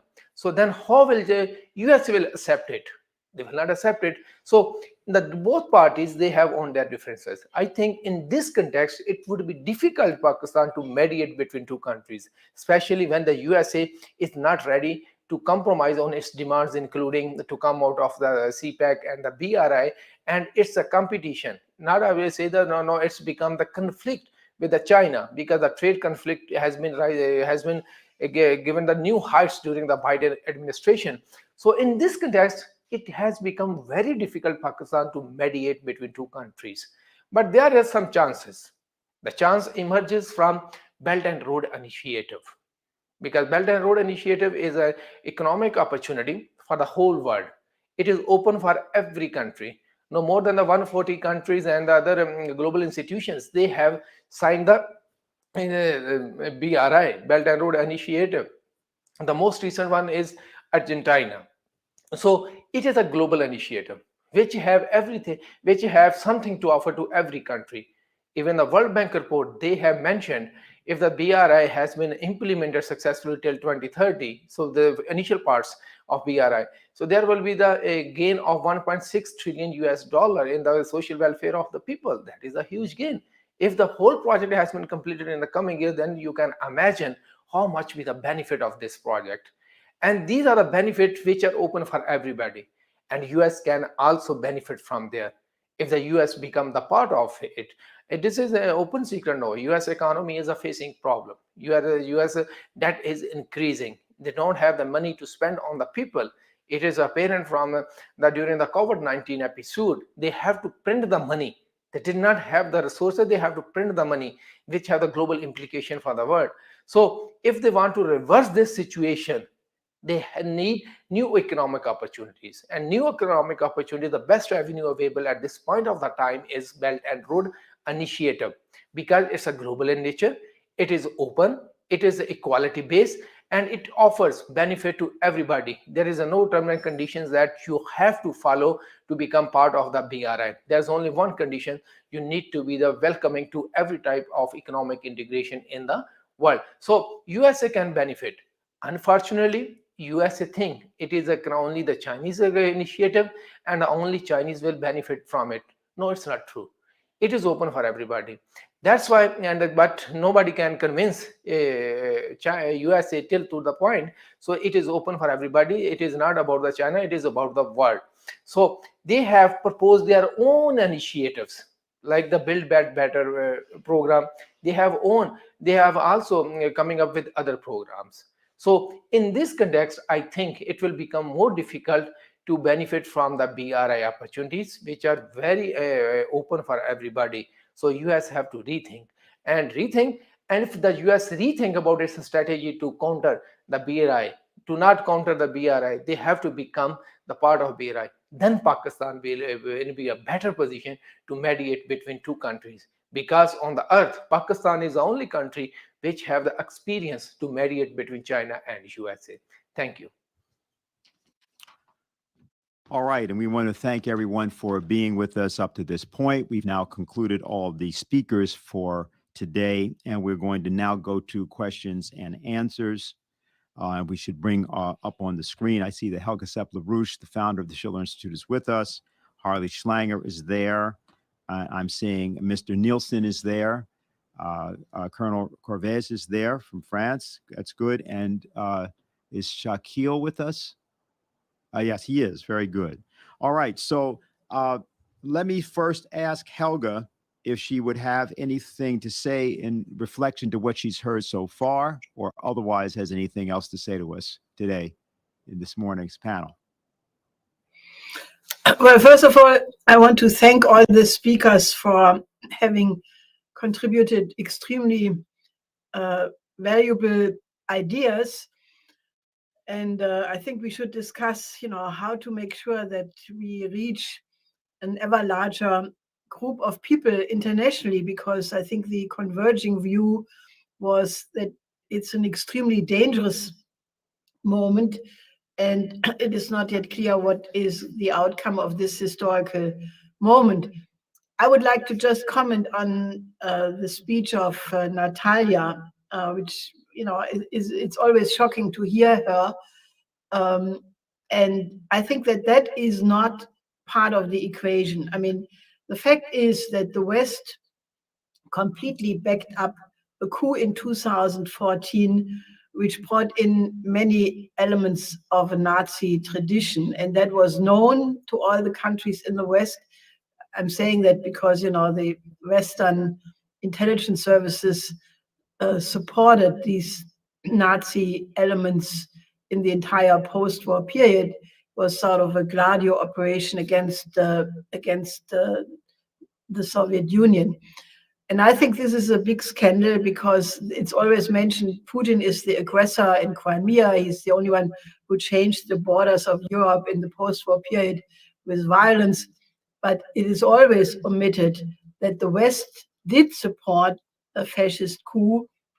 And, I think that if that is not discussed, then the whole picture, the whole narrative is completely wrong. So I would hope that, Natalia's speech in particular would find the widest circulation, because if you want to get the narrative really straight, then that is an absolutely crucial element. Right. Let me simply say that probably the best thing would be to see if there's anyone from the panel that we have that's live with us who has any comment they'd like to make, and then we will go directly to questions. We have several questions, and I guess we're going to flash again on the screen as to how you have questions. We may also be joined on the line by one or two others that are there. I think that Bill Binney is with us, I believe, and I think Kirk Wiebe may be with us as well. But let me simply first ask, okay, Harley? Yeah, I think one of the things that came through clearly in virtually every presentation, although it wasn't always named this, is that the problem is geopolitics. And this is something that Helge has been emphasizing, that unless you get rid of a worldview shaped by geopolitics, you'll never escape war, exploitation, and depression. And it's important to realize this because what's the crime of Russia and China? It has nothing to do with what Russia is doing in Ukraine.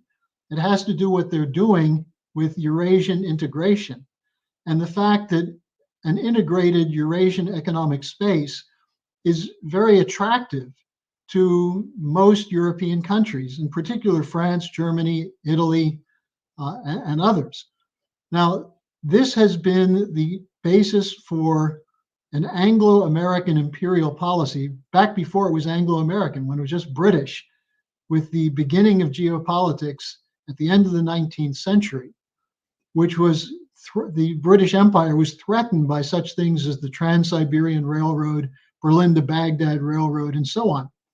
And so the doctrine basically says you must at all costs prevent unity in Europe and a possibility of a European orientation toward Eurasia.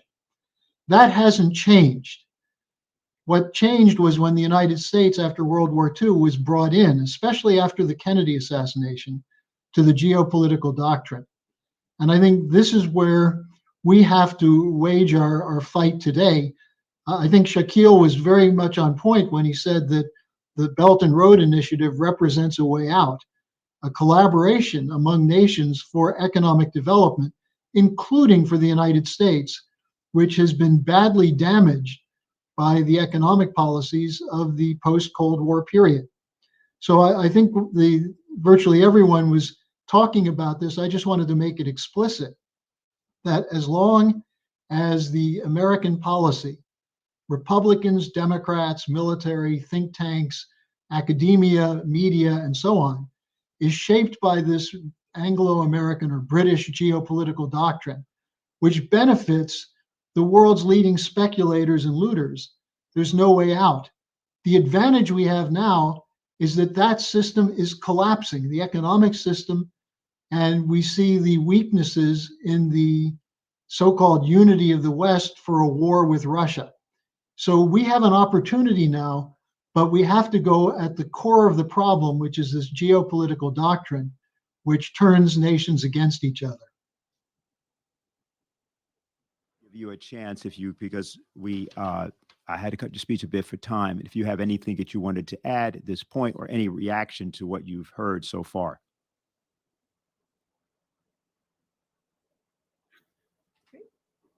Yeah, go ahead. Sure. I think a very small. Excuse me. I was asking Mr. Nielsen, and he had put his hand up. So just let me see. Did you have something that you wanted to say? Please. Just a few. Can you hear me? Yeah, it's a little. Hold on, we're going to work on your volume. Yeah, go ahead. Yeah, you can hear me. Yes, it's important, of course. Yes. Okay. I would say that the panel here, we have a lot of work before us, because I can say for my own country in the parliament, we just had a discussion about Ukraine, about sending soldiers, things to Estonia. And I think it was almost all in the parliament who agreed that Russia is an aggressor and things like that. When I talk to Russian people, I'm very often in Russia and I speak Russian.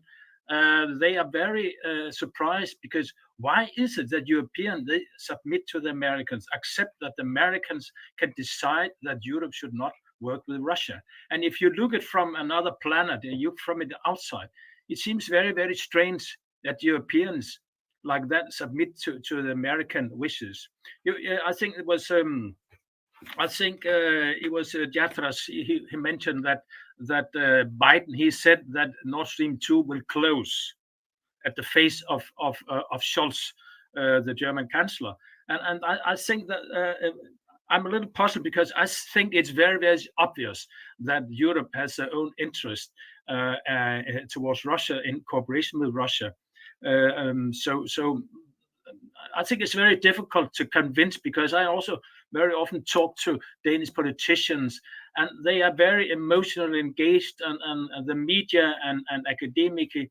I think most of it, the vast part of it is very much against this, engaged in this Russophobia. So there's a task ahead of us. Okay. Thank you. Okay, very good. So, Mr. Rame, go ahead. Thank you. I have a very small intervention.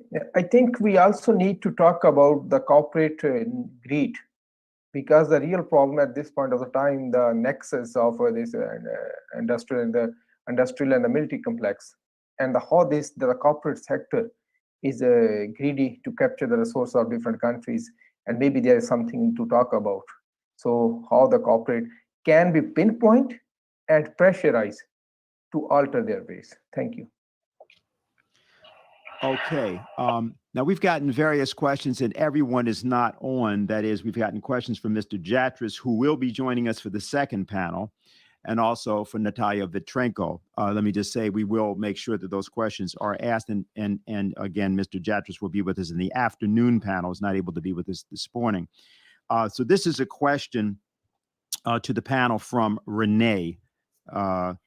Thanks to Jim for bringing into the discussion the motivation to stop Germany from linking into Eurasian development. Is it not the case that the coup in Ukraine, which built up momentum starting in 2013, but really got going in 2014, was substantially also a reaction to China's announcement of the Belt and Road Initiative through Xi Jinping's speech in Kazakhstan? The preparations for the coup in Ukraine originated much earlier, but the fuse was lit at that time. Can you comment? So I think that's probably directed first to you, Helga, and then any others that have something that they'd like to say.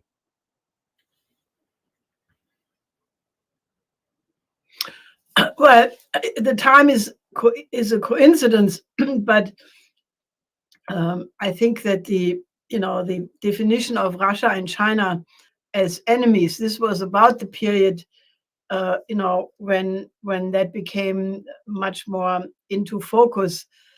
But I think that, from my perspective, I was watching the Belt and Road development after Xi Jinping had announced it. And I was actually quite surprised that for about 4 years, the Western media, the Western think tanks and politicians almost ignored the Belt and Road Initiative, despite the fact that it was clear at that time that it would become the greatest infrastructure project in history ever. And I think it was just a real surprise and an underestimate of what it would become. So I'm not quite sure. Maybe some other people have some other insights, but I think it was not exactly a reaction to that. Okay. Any other comments on the question? Okay. I'm going to go to the next question here. Now, this one is from Argentina, who's asked, this is a question: what is the situation of Ukrainian public opinion? Is there any organized resistance by the more progressive sectors of society to the deliberate driving of the country into this dramatic situation? Now, that was primarily directed toward Natalia Vitrenko. We can ask her for an answer, but is there anybody else on the panel that would like to speak to that? Okay, both Mr. Nielsen and Helga. So Mr. Nielsen, why don't you go first, and then we'll go to Helga.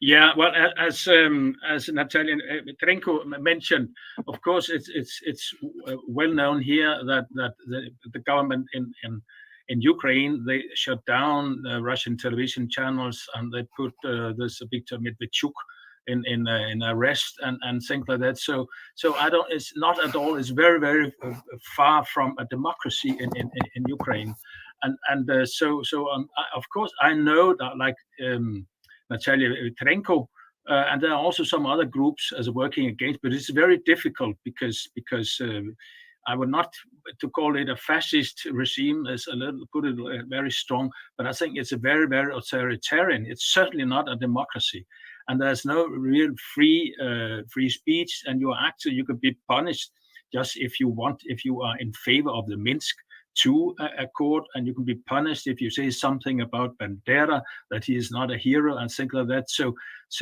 of course I think there are under the surface, there are a widespread anger against the government, and they're certainly not satisfied. I have talked with several Ukrainians working in Denmark and Poland and other countries, and they are very, very dissatisfied. They're very frustrated because Ukraine is an extreme poor country, and Ukraine should be, according to the level of education, it's a black earth area, and they have all the premises for becoming a very flourishing, rich country, but it is not at all. So of course there are some internal, there are really dissatisfied people everywhere in Ukraine. Thank you. Okay, yes, Helga? Well, there was recently a survey whereby a lot of people had turned into an anti-Russian view, which is surprising because at the time when the Soviet Union and the Warsaw Pact disintegrated, I mean, the mood was completely different, and the overwhelming majority of the population was for the formation of a new entity to be created with Russia. But if you look at the incredible bombardment of propaganda which went into the situation, Victoria Nuland admitted in 2013-14 that the State Department alone had spent $5 billion on NGOs. And what did these NGOs say? They said, join the EU, join NATO, then you will have immediately a living standard like Germany, you will have lots of time for vacation like in France. And so the population, a lot of the ordinary people who went on the Maidan end of 2013, beginning of 2014 in the preparatory period of the coup, a lot of people were, simple people who just hoped for a better life because, the poverty was and unfortunately is tremendously big. And, in a certain sense, these people were deluded. And, now that after Vitrenko was president, he started this very conscious anti-Russian propaganda. So I think there was an incredible social engineering in the population in Ukraine, and that's why the sentiment has really shifted. But groups like the Progressive Socialist Party of Natalia, Vitrenko, they are fighting a heroic fight despite an incredibly difficult situation. But I think that the Nazi element is an integral part. Jarosz, who was the head of the right sector, is now an advisor, a military advisor, and the role of the British should not be underestimated. The former General Messenger is now also an advisor to the military, advising the Ukrainian army on military reforms and things like that. So there is a lot of stirring the pot, and the victim of all of that is the Ukrainian population. Okay, Harley, go ahead. Yeah, I just wanted to add that Natalia, when she ran for president, got 11% of the vote. And it's clear that what's happened, what Helga just described, is key. But I put the burden on this on the West, the Western media, which created the myth of the democratic revolution in Ukraine and the idea that the Ukrainian population was anti-Russian, when in fact it was a coup that was orchestrated according to a book on color revolution, which is the regime change model that the British developed and the Americans worked on in Ukraine. And if you look at this, you see the complete blackout in the Western media of the important role of the neo-Nazi militia in the Maidan coup in February 2014.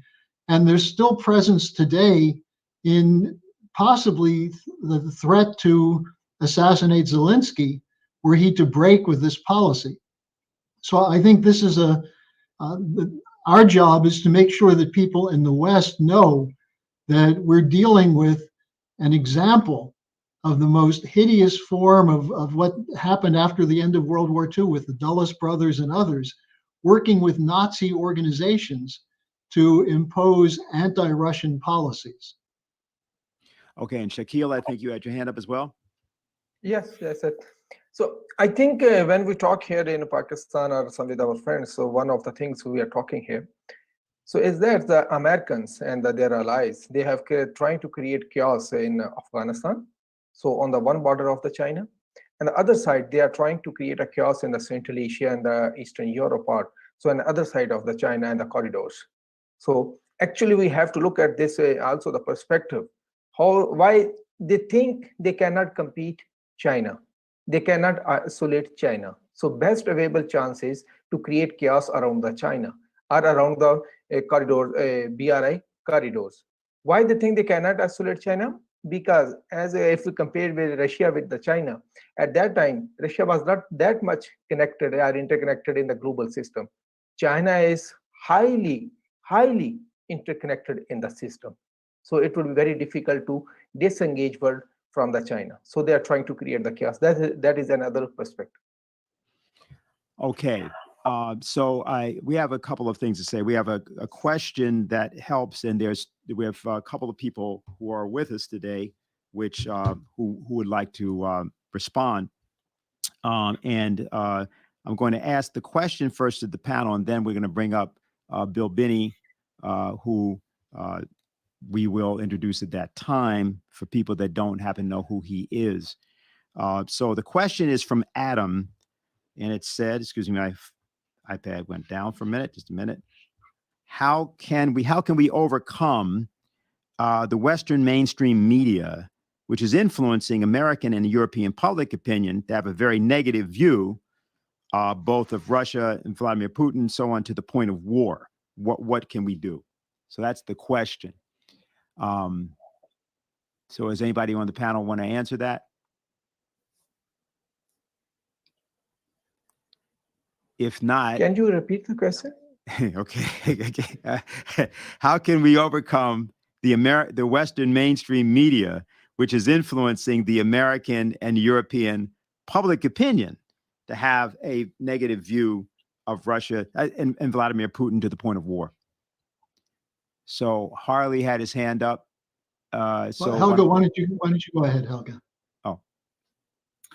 Well, I think, once you recognize that you're really living in an occupied territory, which is controlled by what Ray McGovern calls the Mickey Med, the military industrial congressional media think tank complex, and that is not very different in Europe. For example, in Germany, the pro-NATO forces in all of these institutions. The British had an institution a while ago called the Integrity Initiative, which was the idea that in all these institutions, parliament, media, think tanks, they would have what they call cluster agents, which is like, you have a totally normal newspaper, but then you stick in 1 or 2 or 3 journalists to make sure that the pro-NATO line is being kept at all costs. And you can actually, after a while, when you watch TV, you can actually identify who are these cluster agents, because they always, immediately come out with the official line. Now, once you recognize that that is the problem, and that means naturally that the so-called democracy of the Western liberal system is maybe not so democratic at all, then you are left only with the choice to develop what they call in German civil courage, Zivilcourage. And I think that is a question which really needs some, courage, because most people, when they realize that the official opinion is in such a way, then they don't stick their neck out. They don't want to be heard to say something different. They want to go along to get along. And that is how actually the democracy turns into a dictatorship. But if people, basically say, I have to fight for the truth, then, and you speak out and you speak of your opinion, then you can change it and you can help to change the environment. I think, from my perspective, and I think I know both Russia and China maybe a little bit more than the average person. I'm not calling myself an expert, but I have enough experience to have an own judgment about the character of the people, about the policies of the leadership, their general intention. And I can assure you that from my perspective, neither Russia nor China are anything like what they're being characterized in the press. As a matter of fact, it's almost like the Western media, they have a convex spectacle. I maybe mix it now with a concave. In any case, they are saying everything about Russia and China, what they are doing themselves. So it's almost mirror exchanged. And once you take that into account, then all the beautiful virtues which are attributed to the West are actually really represented for the most part by Russia and China. China in particular has done an enormous amount for human rights by lifting 850 million people out of poverty, by reaching out to the developing countries, offering them for the first time ever to overcome poverty and underdevelopment. So, I think it's really upside down, and you have to fight for it.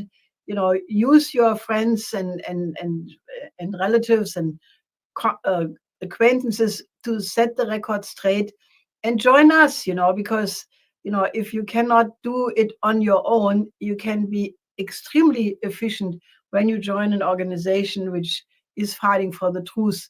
And that is the one thing I claim for the Schiller Institute. Yeah, and Harley, you had your hand up before, correct? Yeah, well, Helga said pretty much what I wanted to say, except I'll add one point. The media in the United States has no credibility, and their ratings are collapsing. There's a vacuum created because of that, and our job is to use the ironies that demonstrate not just that it's fraudulent, but that, for example, that when they say the West is democratic and China and Russia are authoritarian, what about the case of Assange? What about the case of Lyndon LaRouche? Those treatments show that this is not a democracy in the West. When you attack Russia for censoring, what about the social media censorship in the United States? So I think all the objective circumstances are there, including the loss of credibility for the media. What's not there is what Helga was just talking about, the courage to go out and take on the passivity or the indifference to the effects of policies that are being carried out in the names of Americans. And I think we have to get under people's skin on that. And I hear so often from people who say they're too powerful, they're in control completely. They're not in control. The financial system is set to blow. We're on the verge of World War III because the geniuses running the unipolar world have no policy except provocation and war. So their powers are ebbing. And it's a moment of time where courage is the biggest lack on our side, and people should just get off their rear ends and get out and do something. And joining us is the best way to start. Okay, I just want to let a couple people know that Colonel Corvez, we're going to have a question for you in a minute when we come back. And we have also Harley, we have one for you. But now what we're going to do is bring up Bill Binney, who I want to introduce. Bill Binney was the former technical director of the World Geopolitical and Military Analysis and Reporting Section of the National Security Agency, where he worked for 30 years until he resigned after the catastrophic intelligence failure of 9/11. He was once asked by a Danish journalist who was covering a story about how their defense intelligence had been giving massive amounts of raw material to the NSA. He said, "This is exactly the problem that I saw, that NSA, CIA, FBI, and Bush started with Bush, Cheney, Hayden, and former CIA Chief George Tenet. They set the process up in 2001, and then they extended it to various other countries in the world, including the Five Eyes, US, UK, Canada, Australia, and New Zealand." So he is a person who, when he speaks about things involving the topic that just got raised to us, probably knows what he's talking about. So Bill, go right ahead with whatever comments you want to make or any questions you have. Hold on, we want to get your volume up. Give us a minute. Okay. Okay, try now. Okay, well, thank you, and thanks. I'm glad to be with you. To me, I see this entire issue as promoted or starting with two fundamental issues. One is the NATO, US, and other military alliances and the justification, the need to justify in the United States an $800 billion a year budget for the military-industrial Mickey Mac complex that Ray McGovern calls. So they have a very large budget here to justify, and so does NATO. They've got all these military alliances around the world, and so they have to justify this. Now, in order to do that, they have to have some potential enemy. Well, the only enemy that has enough nuclear weapons to destroy the world and help, or has more than we do, really, is Russia. And so that's the primary one. And they have that based on the old Soviet Union, the hatred and fear of the Soviet Union that has evolved over decades before, after World War II. And so that's a prime candidate to be our potential enemy. Now, when they first started talking about bringing Ukraine into NATO, I was here in the United States saying, well, if you're going to do that with Ukraine, why don't you also ask Russia into NATO? That way we're all part of the same thing. But the objective was to have a potential enemy so they could justify huge budgets. So that's the one of the main reasons that's behind this. It's all this money, military, industrial, intelligence complex. It's like our secret government, so to speak. And the second major reason that I see is a historical one. If you look back through history, all regimes, when they're in trouble internally in their own countries, they tend to look outside to say there's a threat out there. We have this threat to get people. I call it the Wizard of Oz game. Don't pay any attention to the man behind the curtain. Look over there. So the whole idea is to focus attention away from what's happening internally in the United States, away to what's happening in Ukraine, so that people get more concerned about that. Now, Biden said he doesn't want to get a shooting war with Russia. And I know he doesn't, because what he wants to do is divert attention away from all the major problems his regime has here in the United States. And they are major, not just things on the southern border or crime or the economy especially. And the supply chain, all of that, all these major problems internally in the United States that in 1 year have been problems. Before that, they weren't. Now they are. Now those are going to be really big for the upcoming election in November. And so they have to divert attention away from that so that the people here, before they vote, won't be paying attention to the real problems. Well, they're going to have a hard time doing that because the economy is really hitting them hard. So, but their idea is to divert attention away to this external threat so that they can get past this upcoming election and still stay in power. And so I figure my thought is that the regime here in the U.S. is going to keep this problem going to at least November of this year. And they're not going to get in a shooting war. Okay, anybody want to respond to what Bill had to say? Let me just ask that of the panel. Okay, so we'll leave that there and percolating, which thank you very much for that, Bill.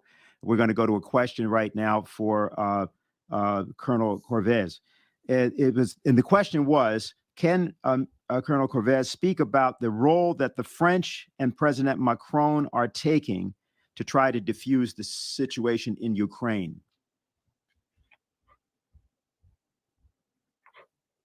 Can you unmute? We need you may be muted. Okay. Yes. That's okay? Yeah, you're okay. Yes.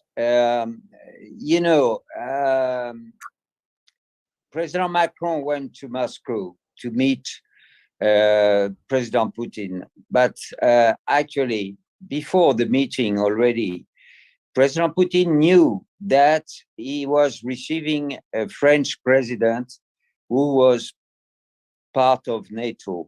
And he was actually the Nisi Dominici of President Biden of the United States, because President Biden is just in front, but it's behind him that the deep state is ruling the United States. And then, as he is, for the moment, for 6 months, president of European Union, he thought he could do something and to try to solve this crisis. But he cannot solve this crisis discussing with President Putin if he is still a first member, premium member of NATO, because he has been received by President Putin as a president who is the representative of NATO and of the United States. That's why he was not in a position to be effective in his mediation.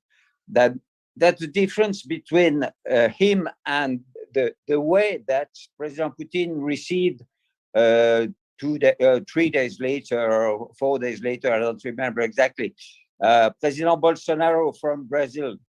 You can see from the beginning of the arrival of the difference between the arrival of President Macron and of President Bolsonaro.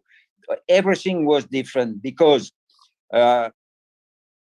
President Putin was thinking receiving the president of Brazil as an independent president and not nisi dominici of the United States policy.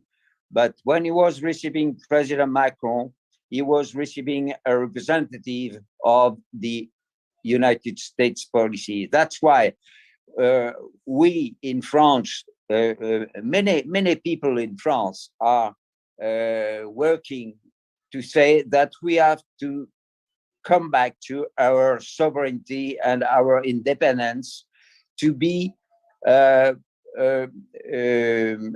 country which will be able to make a bridge between Russia and the Western Europe. That's the only way to promote a peace solution in this crisis. You know, this crisis is the reverse crisis of Cuba between Khrushchev and Kennedy in 1962.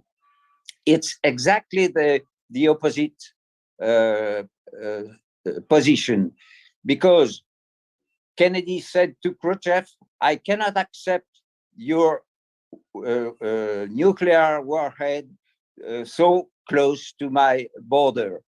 And then I shall go to the war, nuclear war with you, if you don't take off your missiles. President Putin asked the same thing to NATO. You have your warhead on our border. This is not acceptable, and this cannot go on like this if we want a world to have a world with peaceful relations between the different countries. Then to come back to this mission of President Macron to Moscow, maybe it was a good idea to go there and to try to find a solution, but it was not possible to find a solution with Russia when you come to say I am in the camp in the side of United States. He had to offer a new position, saying we understand your exigence, we understand that you need a security for your country, and we are going to discuss with you what we can do. You know, Ukraine is a poor country, which is the ground for this dispute between the Western Bloc and Russia. But instead of the many declarations of President Putin and of the government of Russia saying that we are not going to invade Ukraine, the propaganda said the contrary every time, because they don't want to come to the solution to take off their warheads near Russia. And I think the only solution, as a nuclear war is not possible.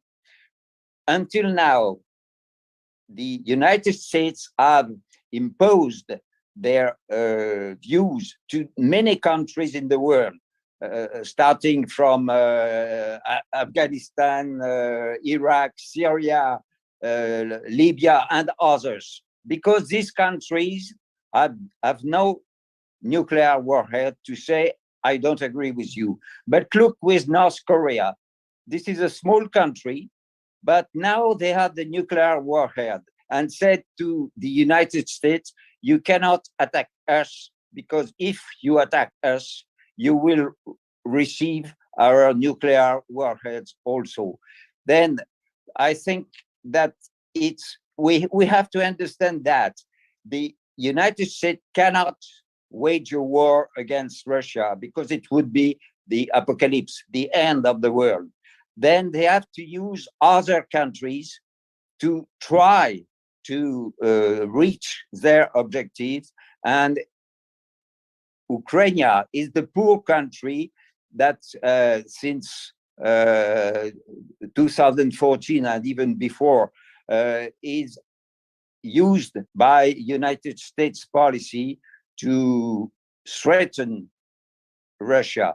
Then when Macron went to see Putin in Moscow, the result was sure that he would not come with a solution, because it was impossible to have a solution when you stay in a camp, in a side, and that you don't accept the exigence of the other side. All right, very good. So now we have a question for Harley. This question is this. In your keynote, you summarized the circumstances we are currently facing today in Ukraine.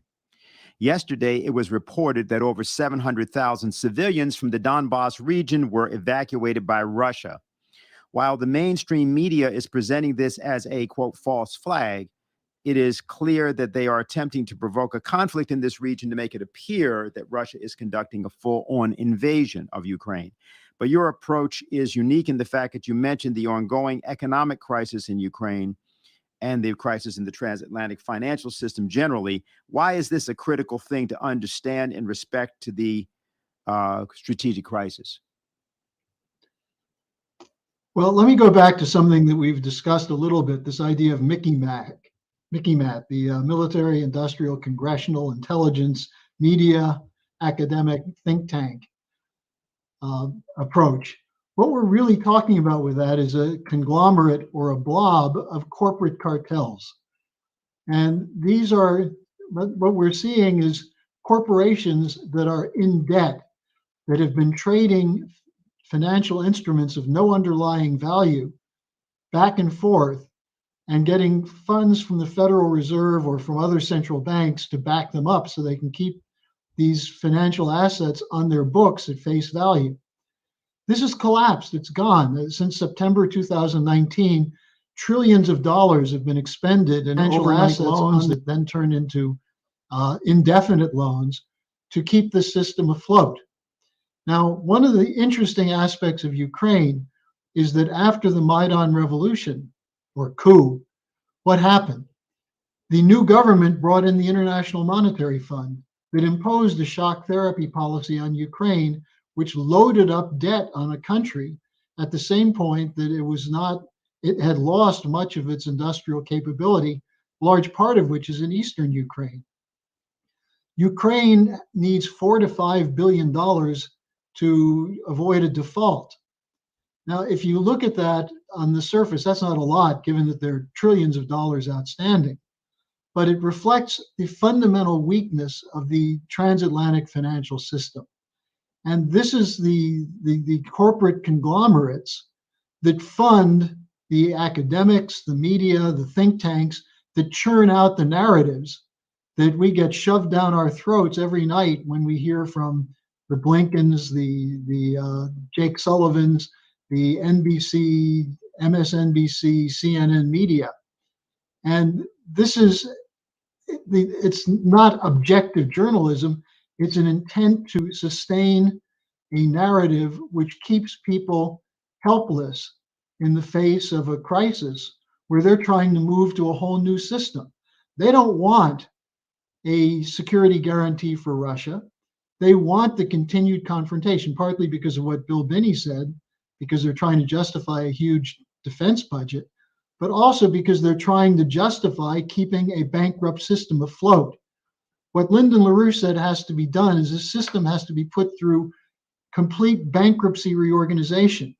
Many of these zombie corporations who don't make enough money to pay the interest on their debt should either be shut down with the cancellation of that debt or should be reorganized so that they can eat some of their losses, have the speculators eat the losses, but then ensure that there's credit for physical production. That can only occur if this Mickey Mad is defeated. So I think the reason that I focus so much, and we at the Schiller Institute on the financial side of things, is you can't separate the strategic policy from this financial morass that they're in. And it's not that if Ukraine defaults, that blows out the system. Virtually any default could blow out the system. And if they try to prevent defaults by pumping in more money, they're just increasing the inflation. So they're at an end, and they would prefer to use a confrontation as the basis of forcing through these changes that they want toward a great reset than to accept the idea that they have to go through bankruptcy reorganization. Bankruptcy reorganization, the LaRouche's 4 laws, should be the program that all patriots of all nations support, because those are coherent with the idea of sovereign nation states acting for the common good.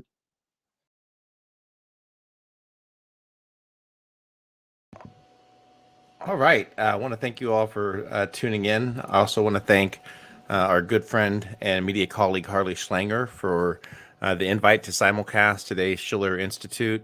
If you have not done so yet, please go over to the Schiller Institute. Make sure you bookmark that site. It's schillerinstitute.com. I just posted the link. I will not be able to simulcast the panel 2 today that begins at 2 p.m. Eastern Standard Time. But already you're starting to see a little bit of escalation in the news. If you have not done so yet, there's a few very interesting things that are taking place right now, as we're seeing a little bit of intensifying fighting there in eastern Ukraine, as well as the mobilizations have been ordered for the DPR and getting there as many people as they can, anticipating some type of escalation. So these are very interesting times indeed. Thank you for tuning in here. This is CJ. Again, don't forget, panel 2 will begin at 2 p.m. Eastern Standard Time. I posted the link. You can find that at the schillerinstitute.com or also on the Schiller Institute's YouTube channel. Everyone have a great day, and we will be back again real soon. Take care.